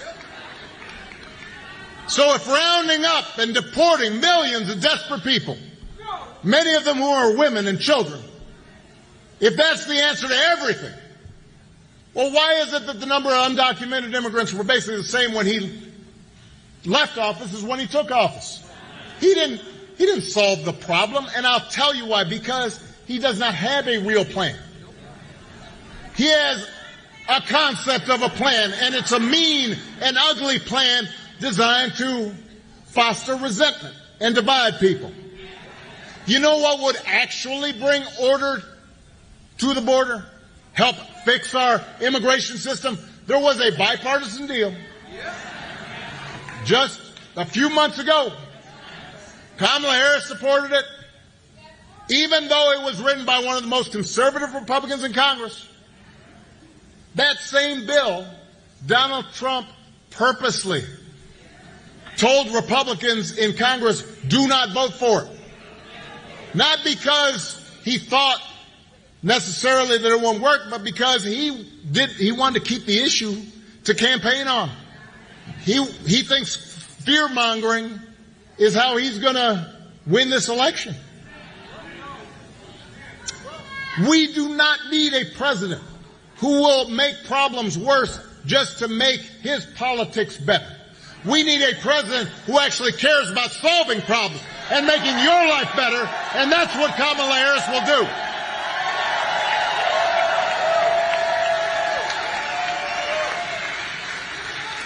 And in order for her to do it, she is going to need a Senate full of public servants like Jackie Rosen. This is something that sometimes folks forget about. We need Kamala Harris in the White House. But I can tell you this from experience. You need a team. Presidents are not kings, although Donald Trump would like to think they are. You need a Congress that supports what you want to get done. Jackie has a long record of looking out for middle-class families, of taking on special interests to bring down costs. She's one of the most bipartisan members of the Senate. She doesn't care which party you're from. If you've got a good idea to make life better for the people of Nevada, she'll work with you. She's for it. That's the kind of person we need in Washington. That's who you need alongside our other outstanding senator from Nevada, Catherine Cortez Masto. The kind of person that's going to roll up their sleeves and help Kamala get things done. Folks who share our values, who want to move the country forward and not back. And one of those values is freedom. So let me talk about that just for a second. Because I don't think we've ever heard an election with candidates who understand freedom so differently. For Donald Trump and his cronies, freedom means just getting away with stuff. It's like he said in the middle of the pandemic. I don't know if people remember this. I remembered it because I was paying attention. People were dying. Our hospitals were overrun. He's the president of the United States, and at one point he said, I don't take any responsibility at all. I am not sure any American president has ever uttered those words. But that's his idea of freedom. I do what I want, and I'm not responsible for anything. Well, we've got a broader idea of freedom. We believe in the freedom to provide our families, to provide for our families if we're willing to work. The freedom to breathe clean air and drink clean water and send our kids to school without worrying if they'll come home. We believe that true freedom gives each of us the right to make decisions about our own life. And it requires us to recognize other people have the freedom to make different choices than the choices we might make. You know, even on the most divisive issues, I've always said there are good people of conscience on both sides of the abortion divide. I respect anybody whose faith tells them that this is not something they believe in. I understand that. But if we believe in freedom, then we should at least agree that such a deeply personal decision should be made by the woman whose body is involved and not by politicians.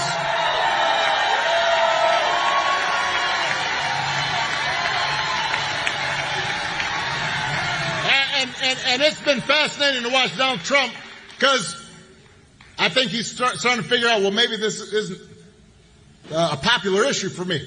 So, and he'll say anything, right? So now he's trying to tie himself into a pretzel on this issue. When he first ran for president, he said he would support punishing women who got an abortion. A few weeks ago, he told a bunch of women, I will be your protector. Listen, I'll tell you how he protected you. He handpicked 3 of the Supreme Court judges who overturned Roe versus Wade. He went out there and bragged about it. Now there are Trump abortion bans in 20 states, many of them with no exception for rape or incest. And he's out there saying, everybody wanted it this way. No, they didn't. So Donald Trump may be confused. But let's be clear about what's at stake here. If you send Jackie Rosen back to the Senate, she and Catherine Cortez Masto will vote to restore the reproductive freedom that women had for nearly 50 years. And if Congress passes that bill, Kamala Harris will sign it into law.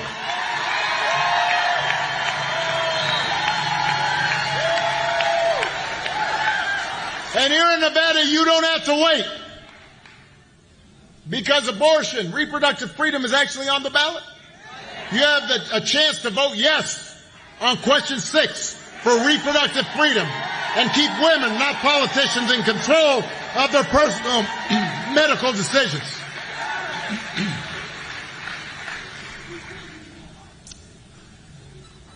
It's an example of how, as frustrating as politics can be sometimes, elections really do matter.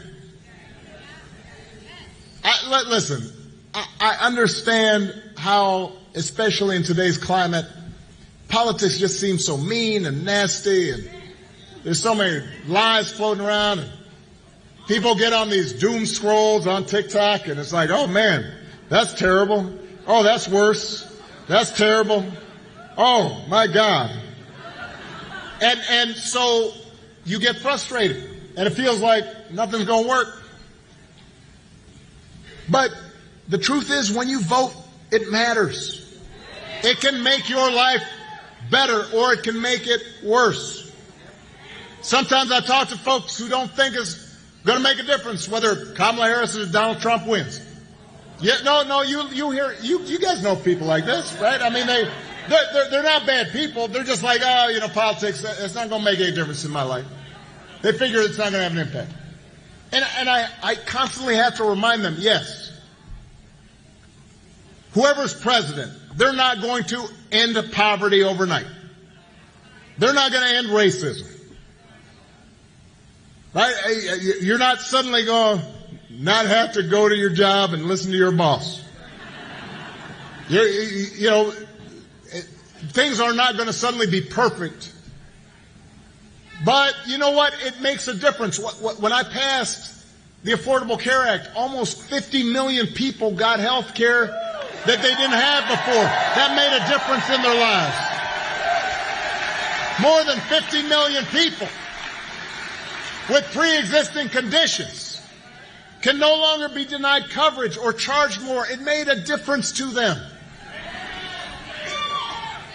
Listen, when I was president, I'll give you just one other example. And I want you to use this example when you're talking to folks who say it's not going to make any difference. I had been talking to scientists for a while, and so in my last year in office, we put together a playbook for how to deal with the eventuality of a pandemic. Because scientists had been saying with globalization and travel, etc., rising populations, that at some point there was going to be a pandemic. And so I said to my team, I said, we got to have a plan, just like you do for hurricanes or tornadoes or natural disasters. So we put together this whole playbook. And we practiced the playbook. We get all the agencies. This is how we're going to respond. This is how to make sure that the public health systems in all the states are working. Here's how we're going to think about the schools. And when Donald Trump came in, we gave over this playbook to them. And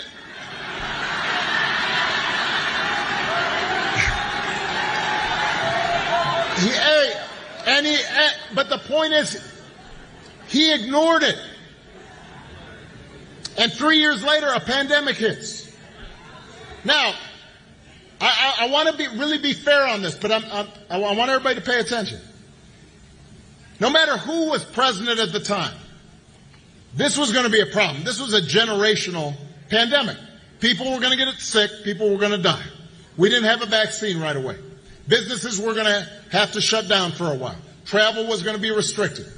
But if you look at a country like Canada, their per capita death rate was 40% lower than it was here in the United States. So just do the math. That's more than 400,000 people. People's grandmothers, people's fathers, people's moms, who would have been alive if Donald Trump had just paid attention and tried to follow the plan that we gave him. It might have been somebody in your family that could have been impacted. So if somebody tells you that this doesn't make a difference, having somebody competent, somebody who cares about you, who listens to ordinary people, who listens to people who are experts in these areas, if you hear somebody say it doesn't matter, it does matter. And at some point it will make a difference to them. And if that's not enough,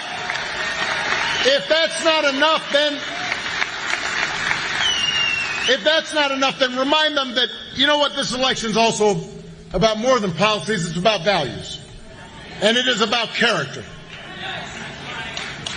Some of you knew, I grew up, I didn't have a father in the house. My parents divorced when I was 2. I met my dad once for about a month. But I did have a lot of people around me. A stepfather, my grandparents, teachers, coaches, most of all my mom, who taught me the difference between right and wrong.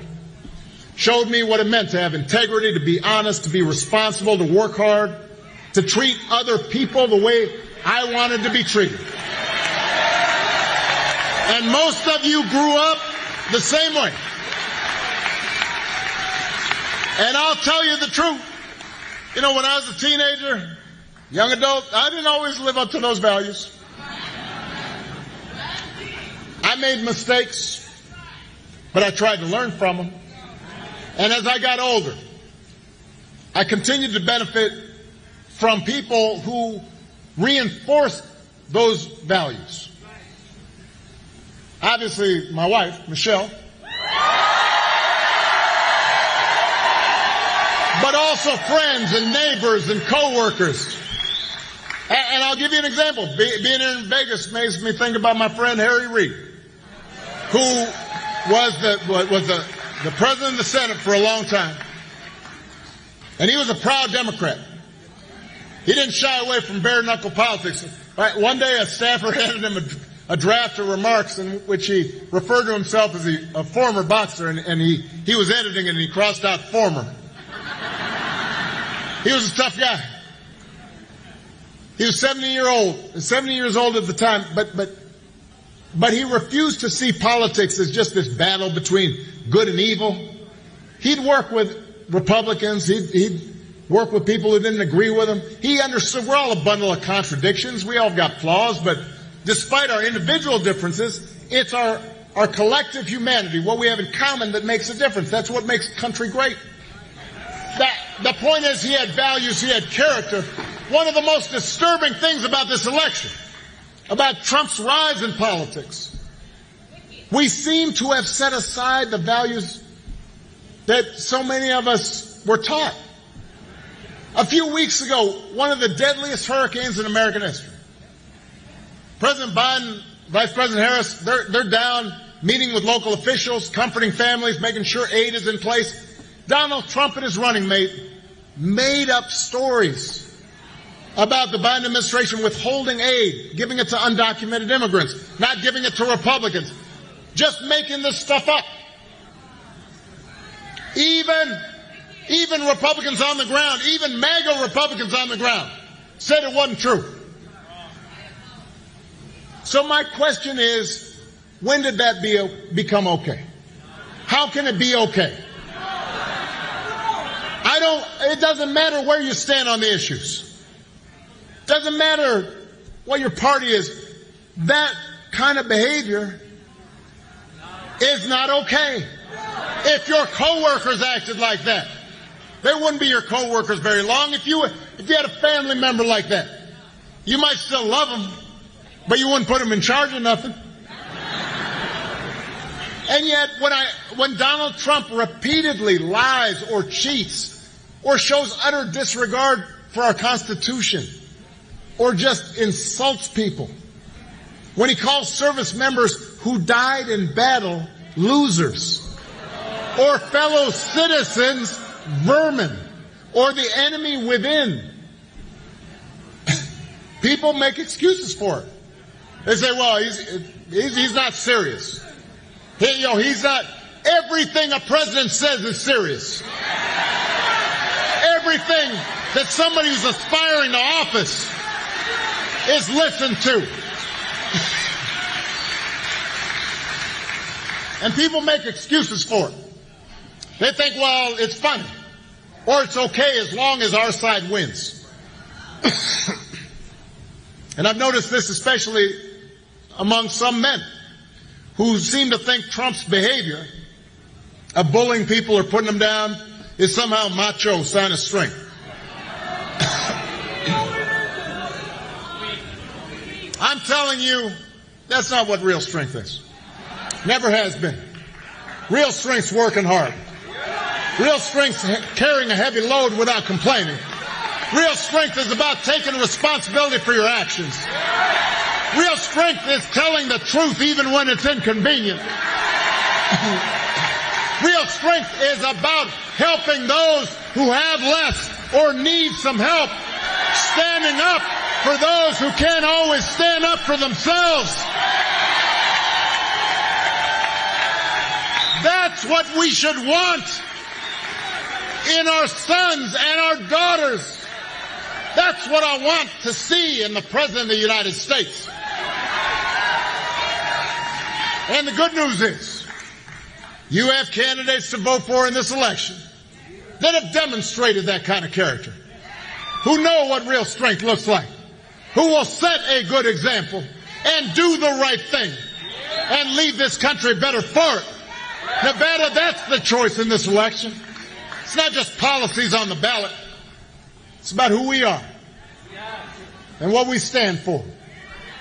So whether this election is making you feel excited or scared or hopeful or frustrated or anything in between, do not sit back and hope for the best.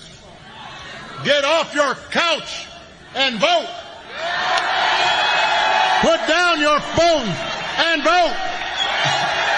Vote for Kamala Harris as the next president of the United States. And Tim Walz as the next vice president of the United States. Vote for Jackie Rosen and this whole incredible Nevada Democratic ticket. Help your friends and family and neighbors and co-workers do the same. Because if enough of us make our voices heard, we will leave no doubt about the outcome of this election. We will leave no doubt about who we are and what America stands for. And together we will keep building a country that is more fair and more just and more equal and more free. That is our job, Nevada. Let's go get it. That's what we're going to do. I love you. God bless you. Thank you for tuning in to the live show. You've heard the 44th President of the United States. Double tap your screen, subscribe to the channel. He sounds a little bit, I mean, I don't want to say scared, but that's how he sounds. But it's like, well, Kamala may not win or she may win. It's like, it's not talking with certainty. You know what I mean? Because Trump is doing a lot of work. Okay, so we're going to roll it back to McDonald's. And let's see what the 45th did at McDonald's today. One more time, man, because that was a legendary moment.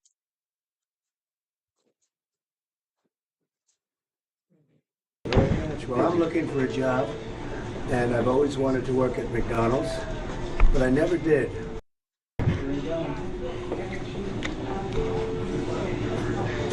Thank you. Hello, everybody. Sir. My first day at McDonald's. I'm looking for a job. Hello, President Trump. I'm Derek Jack Tony. I'm the owner. Well, that's a good owner. Must be a wealthy guy, huh? Thank you very much. Well, I'm looking for a job, and I've always wanted to work at McDonald's, but I never did. I'm running against somebody that said she did, but it turned out to be a totally phony story. So, if you don't mind, I want to work the French fry counter. Absolutely. Okay, how much you paying me? How much are you paying? Hello, everybody. Indy is here. This is Indy. She has an apron for you. And good job on the first day. I think I should take President Trump. Should I take off my jacket? I think so. The press wants to see this. Oh, you. He's a wealthy guy. He owns a lot of McDonald's. Okay. That's great. Thank you. Okay. Oh, I think that's good. You want to do that? Yeah. Mr. Trump, what's your favorite thing to order at McDonald's? I like it all. I like every ounce of it, everything. But I do like the French fries where I'll be working. I listened to Kamala. She said it was so hot. It was so hot. It was such a tough job. But don't you have a man that's been doing it for many years at the French fries, huh? I want to learn everything. I'm going to learn how to do it right now. Thank you. Welcome here. So President Trump, I have Oh my God. So President Trump, I have Jason. JoJo's going to teach you some drive-through. I have to hand some food out, and this is Frank, who's going to be more than happy to help you teach fries. Let's go. We're going to start over here on the fry hub. I'm going to take the lead at first and show you the basics, and then I'll pass it over to you, all right? So, first thing you do, Yeah, come on over. Thank you, sir. first thing we're going to do is we're going to grab a basket of fries. First thing we're going to do the fryer. We're going to slowly and gently lower them in. So we don't burn ourselves. We're going to hit the fry timer. And then we got a lot of fries today, so we're going to cut another basket going. Grab the basket out. Lower it in. And then hit the timer. Now, within a couple of seconds, the duty timer is going to go off. When that duty timer goes off, that basically means that the fries, we need to lift them out of the oil and shake them so that way they don't get stuck together. And then after that, we're going to put it back down. We're going to let the fryer cook. And then when they're done, we're going to bring them over here. So over here, you have all your fry cartons right here. There's a duty timer. So duty timer, we're going to press it. We'll lift it out of the oil. Give it a couple shakes. And put it back into the oil. Same thing over here. Timer, out of the oil, a couple shakes, back into the oil. And when those are done cooking, our fry station, we got extra small, medium, and large cartons all right there for you. A lot of our orders today are going to be medium, so that's what we'll be focusing on. We've got the AccuSalt dispenser right here.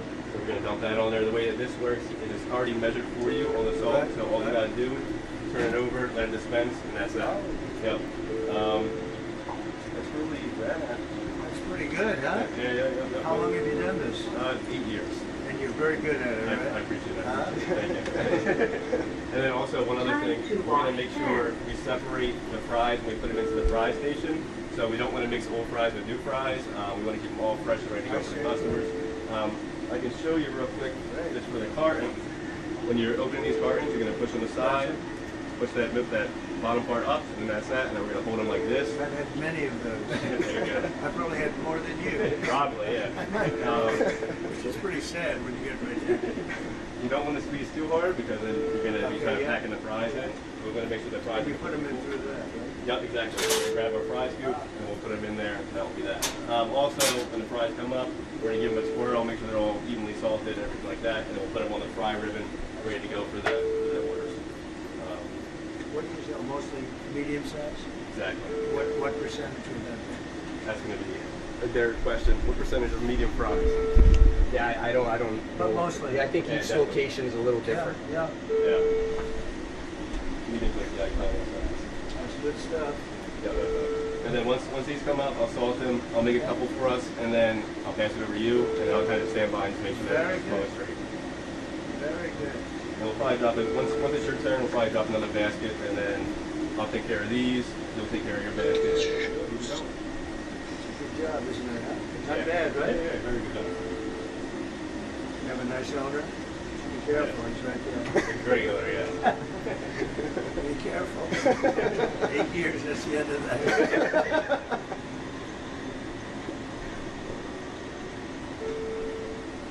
I'm going to the Pittsburgh game tonight. Pittsburgh Steelers. Should be good?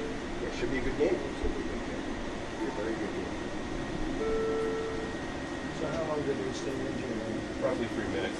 So you do the initial shake, you do a shake after that? I'll show. No, not really a shake. So the pool timer's going off. We're gonna hit the timer. We're gonna lift them up, hang them onto there, and then we're just gonna drain them. So we're gonna hold it here for around 10 seconds. Let the oil drain off them. We'll do these ones too.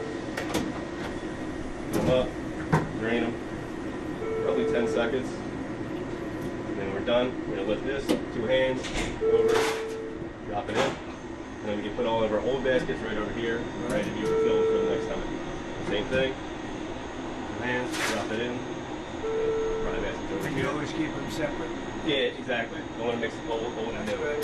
Now we get our AccuSalt, fold it over. You don't got to shake it or anything like that. Dispense exactly what you need. Wow. And then like that, that's done. And then we start making fries. We grab our medium carton, sides, bottom. And then we're going to give these quick salt, get the salt evenly dispersed. And then all the way in, make sure they're all the way filled up. That's pretty good, I'll tell you.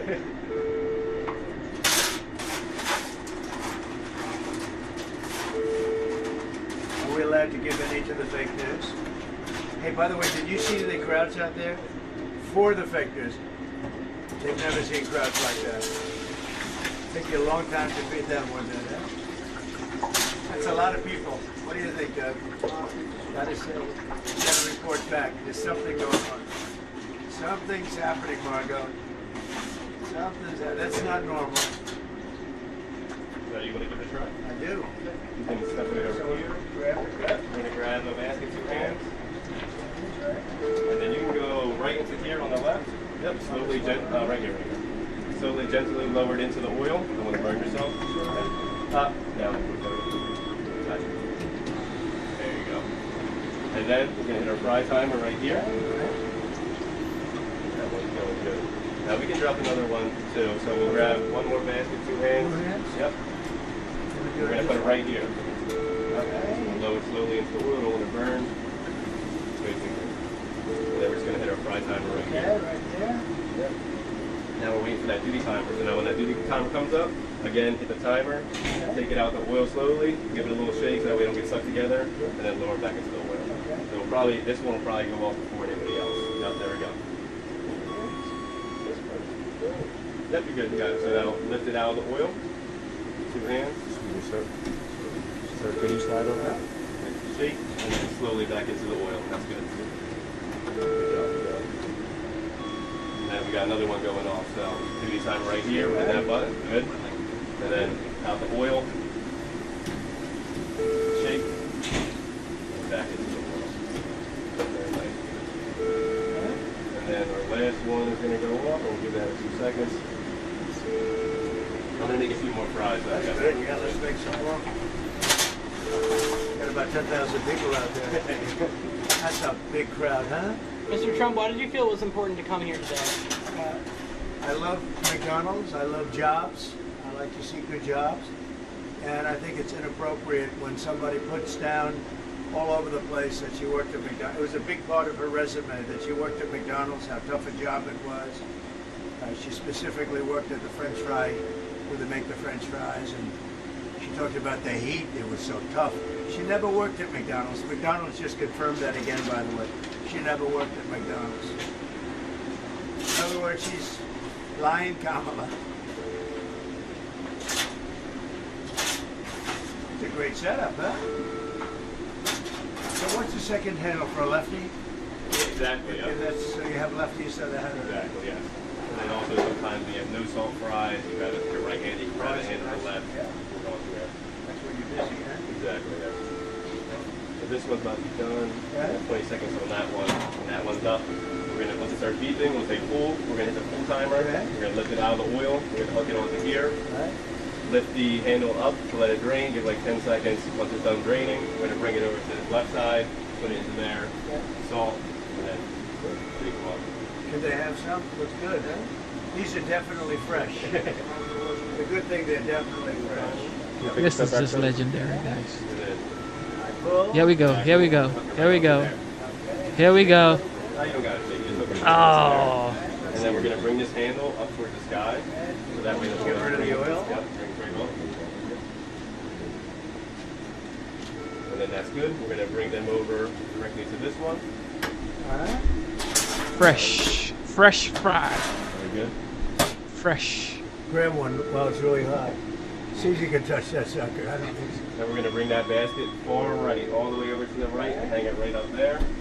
And then we got another full timer, so we gotta hit that timer, bring that one up. I'm gonna take care of these. Okay.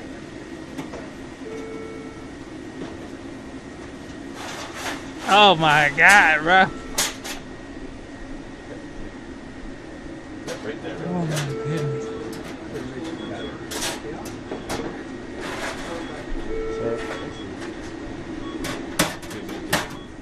Then we can put that right far right, hang it right up there. Yeah. And then you want to do the salt over here? Yeah. I did these ones already, they're good. You just got to do that one right there. So grab that. Can I give them extra salt? No. Yep. Oh, looks good. Right there. And then we're going to grab the fry scoop right here, Right. put it into there, and just give them a swirl. That way. Step out. Best batch of fries ever. Building Builder Hurt. God bless you. You know that's hot. You know that's true.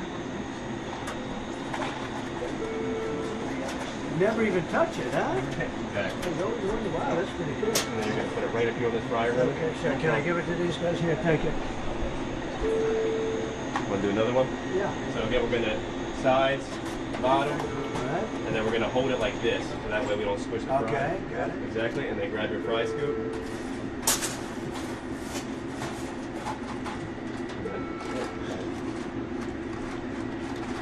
We'll probably get another scoop in there. We'll make I it think all. so. Step back, please. Wow. Let's do a little bit more. So we'll do another one? Yep. And then this one, we got to dump it over here. So this one's clear for us, so we can put it right into here. Let's do it. All the way back there, good. And then you can hang that one right back over there. Thank you. And then we're going to grab our salt. Salt first. And then just one dump, no movement. Good, good, good. Jump over. And then you're going to grab the fry scoop and just give it a swirl and get it all that salt mixed up in there. Very good, very good. Step back again. Cool. And we're going to take from these ones first. It is first in, first out, with the freshest ones. I like that. Like that. Turn it up. Keep it tight. We got the salt on it. Never touches the human hand. Very good. Very Nice good. and full. Thank you. Good. Okay, I'll do another one. Yeah. I'll grab it.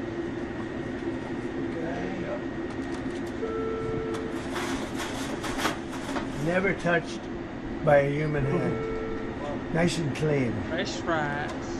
My hands are nice and clean.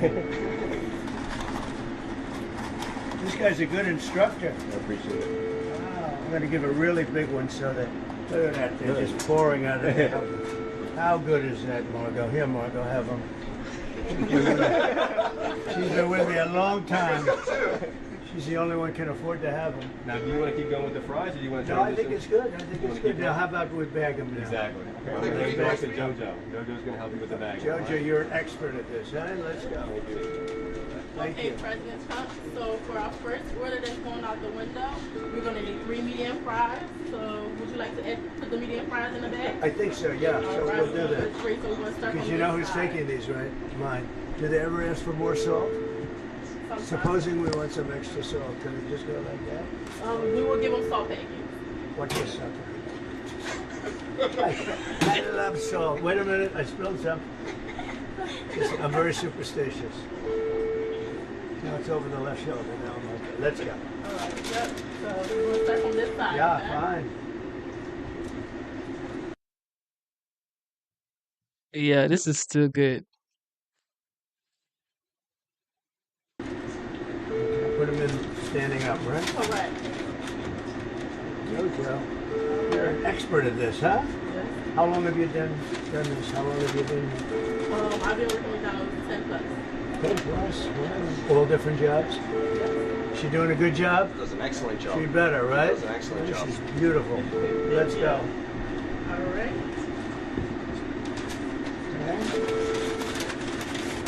How many would you put in a bag like this? Like 6 you could? 6 mediums? 5 is fine. 5? Would fit the most. First order, get 3 medium fries, and we're waiting for you. Okay, very good. Let's go. Oh, I see. Now I'm going to see that. Oh, that's your customer out there. Yes. Wow, that's pretty good. Okay, let's say.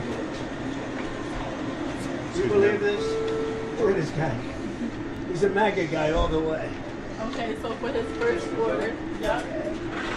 Well, that's a good-looking group. Hello, everybody. This is not a normal situation, is it? Huh? What a good-looking family. How did you produce those good-looking kids? Oh, they look like the what? They look like the what? How are you? Nice to meet you. Yes, thank you. All right, he appreciate all that. They get this order right here. Thank you.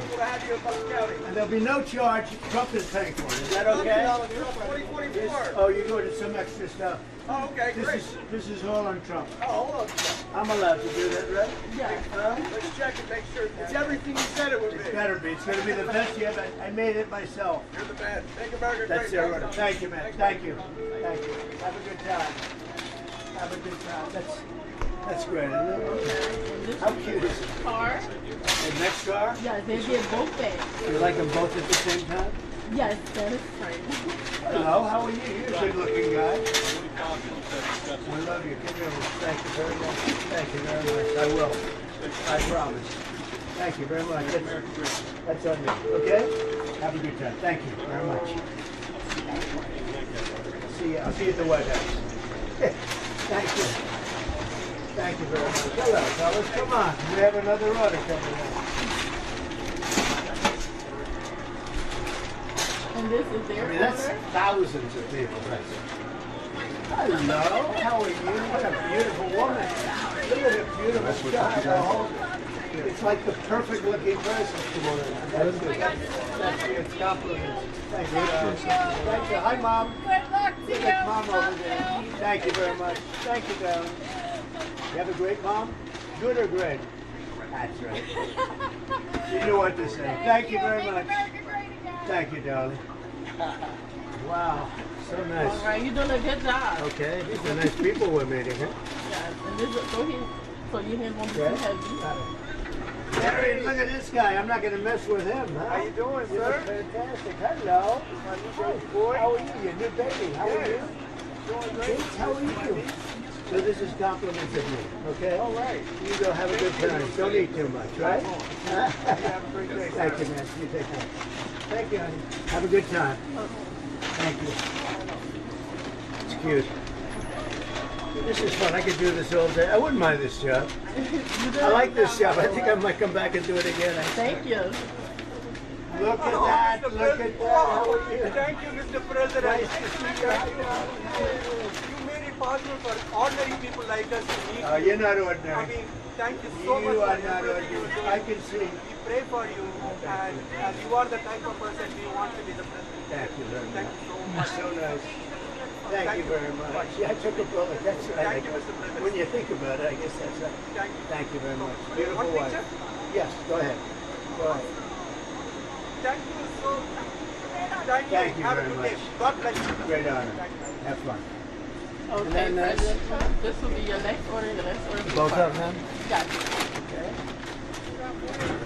Hello, everybody. I'm having a lot of fun here, everybody. Oh Look my at- God! Oh look my at the God! Look at all the fake news over there. Hello, everybody. You can fake this, And right? you know, this is compliments of Trump, okay? Yes, thank you. Okay. Mr. President, Yes. please don't let the United States become Brazil, my native Brazil. Oh, we'll keep it Please, good. Please, please. We're going to make it better than ever, okay? Thank you. Thank you, Thank you. It's a That's pleasure, Mr. President. compliments of Trump. Yes. Thank you so much. Thank you over there. Oh my God. Have a good time. Thank Nice you. to You see too, you. Mr. Bye, President. darling. Have a good time. Thank you. How good are these people? Did you order anything yourself? I'm going to take plenty. I'm going to definitely have French fries for the plane. Have you seen the people over there? That is thousands of people. Watch down, Mr. President. It's great, huh? How are you? Nice to see you. Good to see you, sir. Here's my guy. Great cinematographer. Not enough. I want more. I want more money. No, I'm big. I'll tell you what, it's a great franchise. It's a great company, and they've been very, very nice. And come on, you know, if you look at really what's happening, look at the crowd over there. Look how happy everybody is. They're happy because they want hope. They need hope, and that's what we're doing. That's what we're going to give, much more than hope. We're going to take hope and make it fact. Mr. President, you actually have worked at McDonald's now versus... Now I have worked at McDonald's. I've now worked for 15 minutes more than Kamala. Okay, she never worked here. I've now worked 15 minutes more than Kamala. So worked at McDonald's. I'm going to say why? Because she's lying, Kamala. That's why. Why would she lie?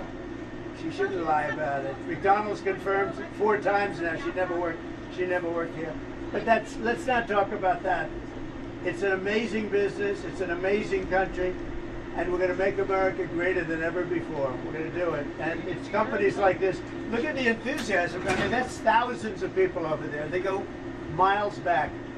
That's incredible. So, look at that.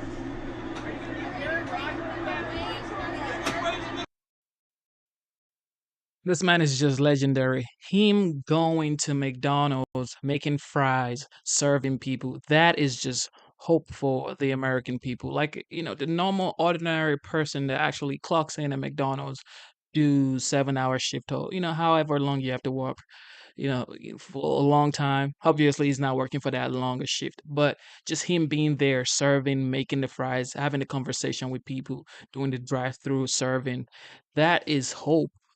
Hope. That is what you call real hope. This is the Batman of our generation, bro. That's all I know. Oh yeah, this is why he has my vote.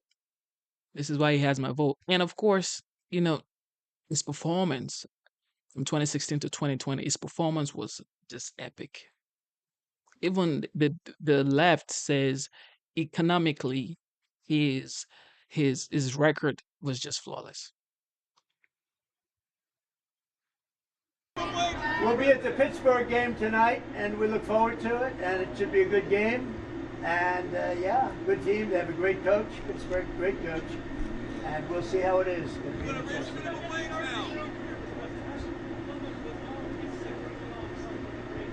Well, this is a great job to take at the beginning, and it requires expertise. I'm going through the French fry stuff. It's a whole big process. And it requires great expertise, actually, to do it right and to do it fast. Yeah.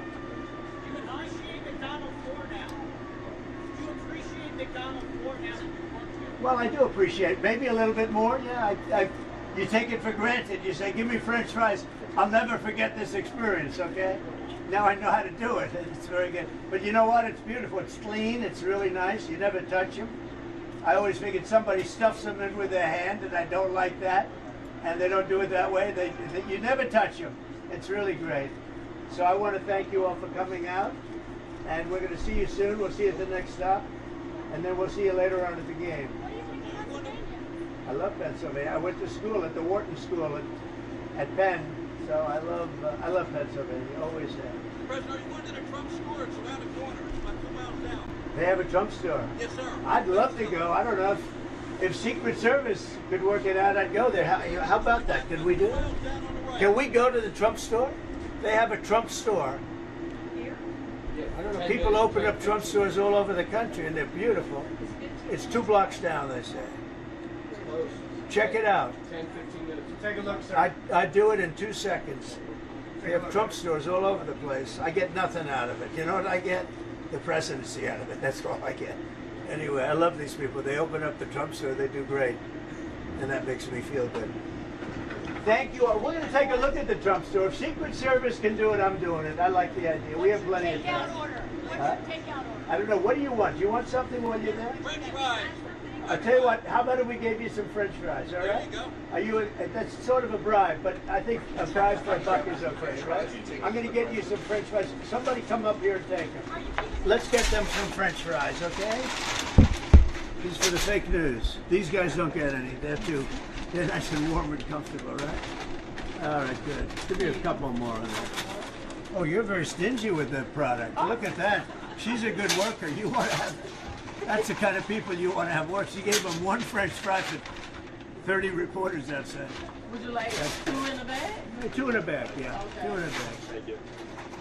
We'll throw them out the window. Go far. You having a good time today, everybody? Pretty good, right? Pretty good. Well, a lot of people look forward. They kept saying, when are you going to McDonald's? And I said, let's do it. So and we have the owner. We have a man that's a friend of mine. That's a great guy. How many McDonald's do you own? I don't know. I just set this up. I'm the health club. Yeah, but don't they go well? I know you're in the health club. I thought what you do is you eat McDonald's and you go to the health club. I get you to come. It works actually pretty good. Thank you, Doc. That's good. Here you go, kids. Go happy.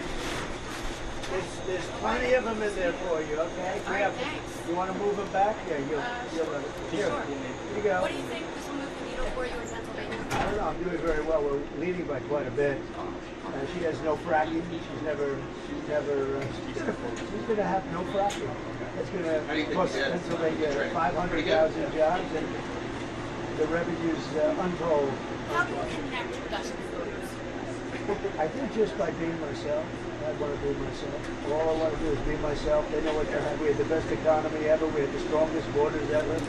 We had a military that knocked out ISIS in a few weeks as opposed to years, which they were thinking it would take. We beat ISIS in literally record time, very quickly and decisively, and we did a great job. But we had the greatest economy ever. We had the best border ever. Being conciliatory versus confrontational. Separate that out.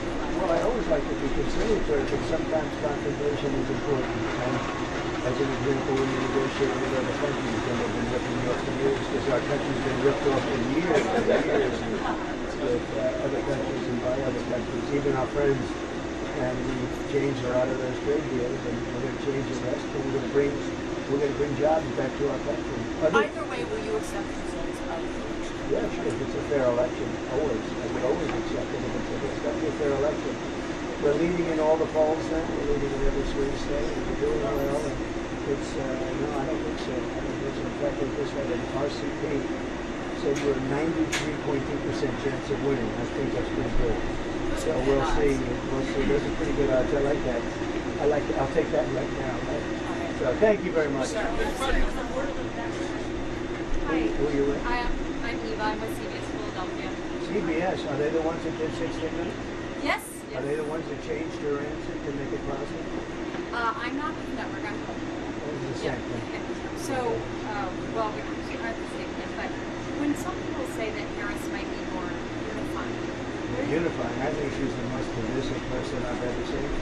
And she lies about her job applications, and she's telling some horrible lies, but she's a very divisive person. And I think it shows up in the polls. I think I'm the one that brings everyone together. We had the greatest economy we've ever had. We had the best job numbers ever. We had the best border ever. The Border Patrol, by the way, for those that haven't heard, the Border Patrol a couple of days ago gave us their complete and total endorsement. They said Trump was the best president we've ever had, and they said she was the worst we've ever seen at the border. She did the job she did on the border, and that really breaks our country apart. They allowed so many people into the country, 21 million people, 13,000 of which were murderers, released from prisons all over the world. Thank you all very much for coming. Thank you very much. Thank you. Thank you. Thank you. Grab some before you lose them. He's my kind of guy. If you want ice cream, I'll get you some ice cream. Everything working good? You're doing a great job. You're doing a good job? Thank you, everybody. So we'll see you at the next stop. But I hope you're going to grab that crowd because they say it's about 10, how many? 10,000? How many TikTok channels? TikTok, how many hits do we have on TikTok? 10 billion views. And that's TikTok Jack. He's become very famous. Yeah, BB called me this morning, and he's obviously got things going well. He will call me on occasion. I think he likes to hear what I have to say. Yesterday morning, and a couple of days before. I can't tell you that I can't tell you. It would be very inappropriate. But they're certainly in a better position, and fortunately they didn't listen to Biden and to Harris. You know who Harris is, right? Kamala. They didn't want him to do this, and Israel is much safer now than it would have been if they had they did not listen to Biden or Harris. Okay? So we're going to the next step. Well, I think these people work hard. They're great. And I just saw something, a process that's beautiful. It's a beautiful thing to see. These are great franchises and produce a lot of jobs, and it's great. And great people working here too. Really, really good people. So yes, yeah. It's Kamala's birthday. He's 60 years old. Yes, I would say happy birthday, Kamala. She's turning 60. I think I'll get her some flowers. Maybe I'll get her some fries. I'll give her some McDonald's. I'll get her a McDonald's. No, it is her birthday. It is true, right? Happy birthday, Kamala. Happy birthday. See you later. Bye. Thank you, everybody. Mr. Trump, thank you very much. That's a strange place to do a news conference. Wasn't that a strange place to do a news conference? I want to thank you very much for the use of your beautiful store. It's essentially a store. And that's great. So you know about the Trump store down the block? That's nice. Are we going to be able to go there? It's about 30 minutes down the road. This is legendary, guys. That's a long way. We'll pay it our regards. Good job. Thank you very much. How long have you had it? This location about a year. I've been an operator for 12 years. I see. So Thank you for tuning in to the live show. You guys are the best. Instead of looking for perfection, seek for consistency. Never give up on your dreams. Never give up on yourself. Never give up on God. Believe in yourself. Believe in your dreams. Believe in God. Okay? Never stop pushing forward no matter what is going on. Of course, everybody is struggling right now. People are looking for bills, money, rent, all of this stuff. People are going through it right now. People are going through a lot right now. I get it. However, never stop believing in yourself. Never stop believing in your dreams. Don't stop, okay? Double tap your screen, subscribe to the channel. All right, let's end the poll right now. So we have over 5,000 people voted on the poll. It's about 5,400 people, 5,400, yeah, 5,400 people voted on the poll, and 80% of those people wants Trump to win the election, and 20% of those people want Kamala to win the election. So There you have it. There you have it. Okay, I will be back. Thank you for joining the live show. Thank you for joining the stream. I go live 2 times a day. Hopefully, I want to start back my 2 times a day because after Hurricane Helen and we lost power in our home and all that stuff. So, I've been a little bit up and down, but now I'm gonna be back doing my live stream every day, twice a day. So, God bless you guys. Thank you. Genesis is signing out. Genesis is signing out.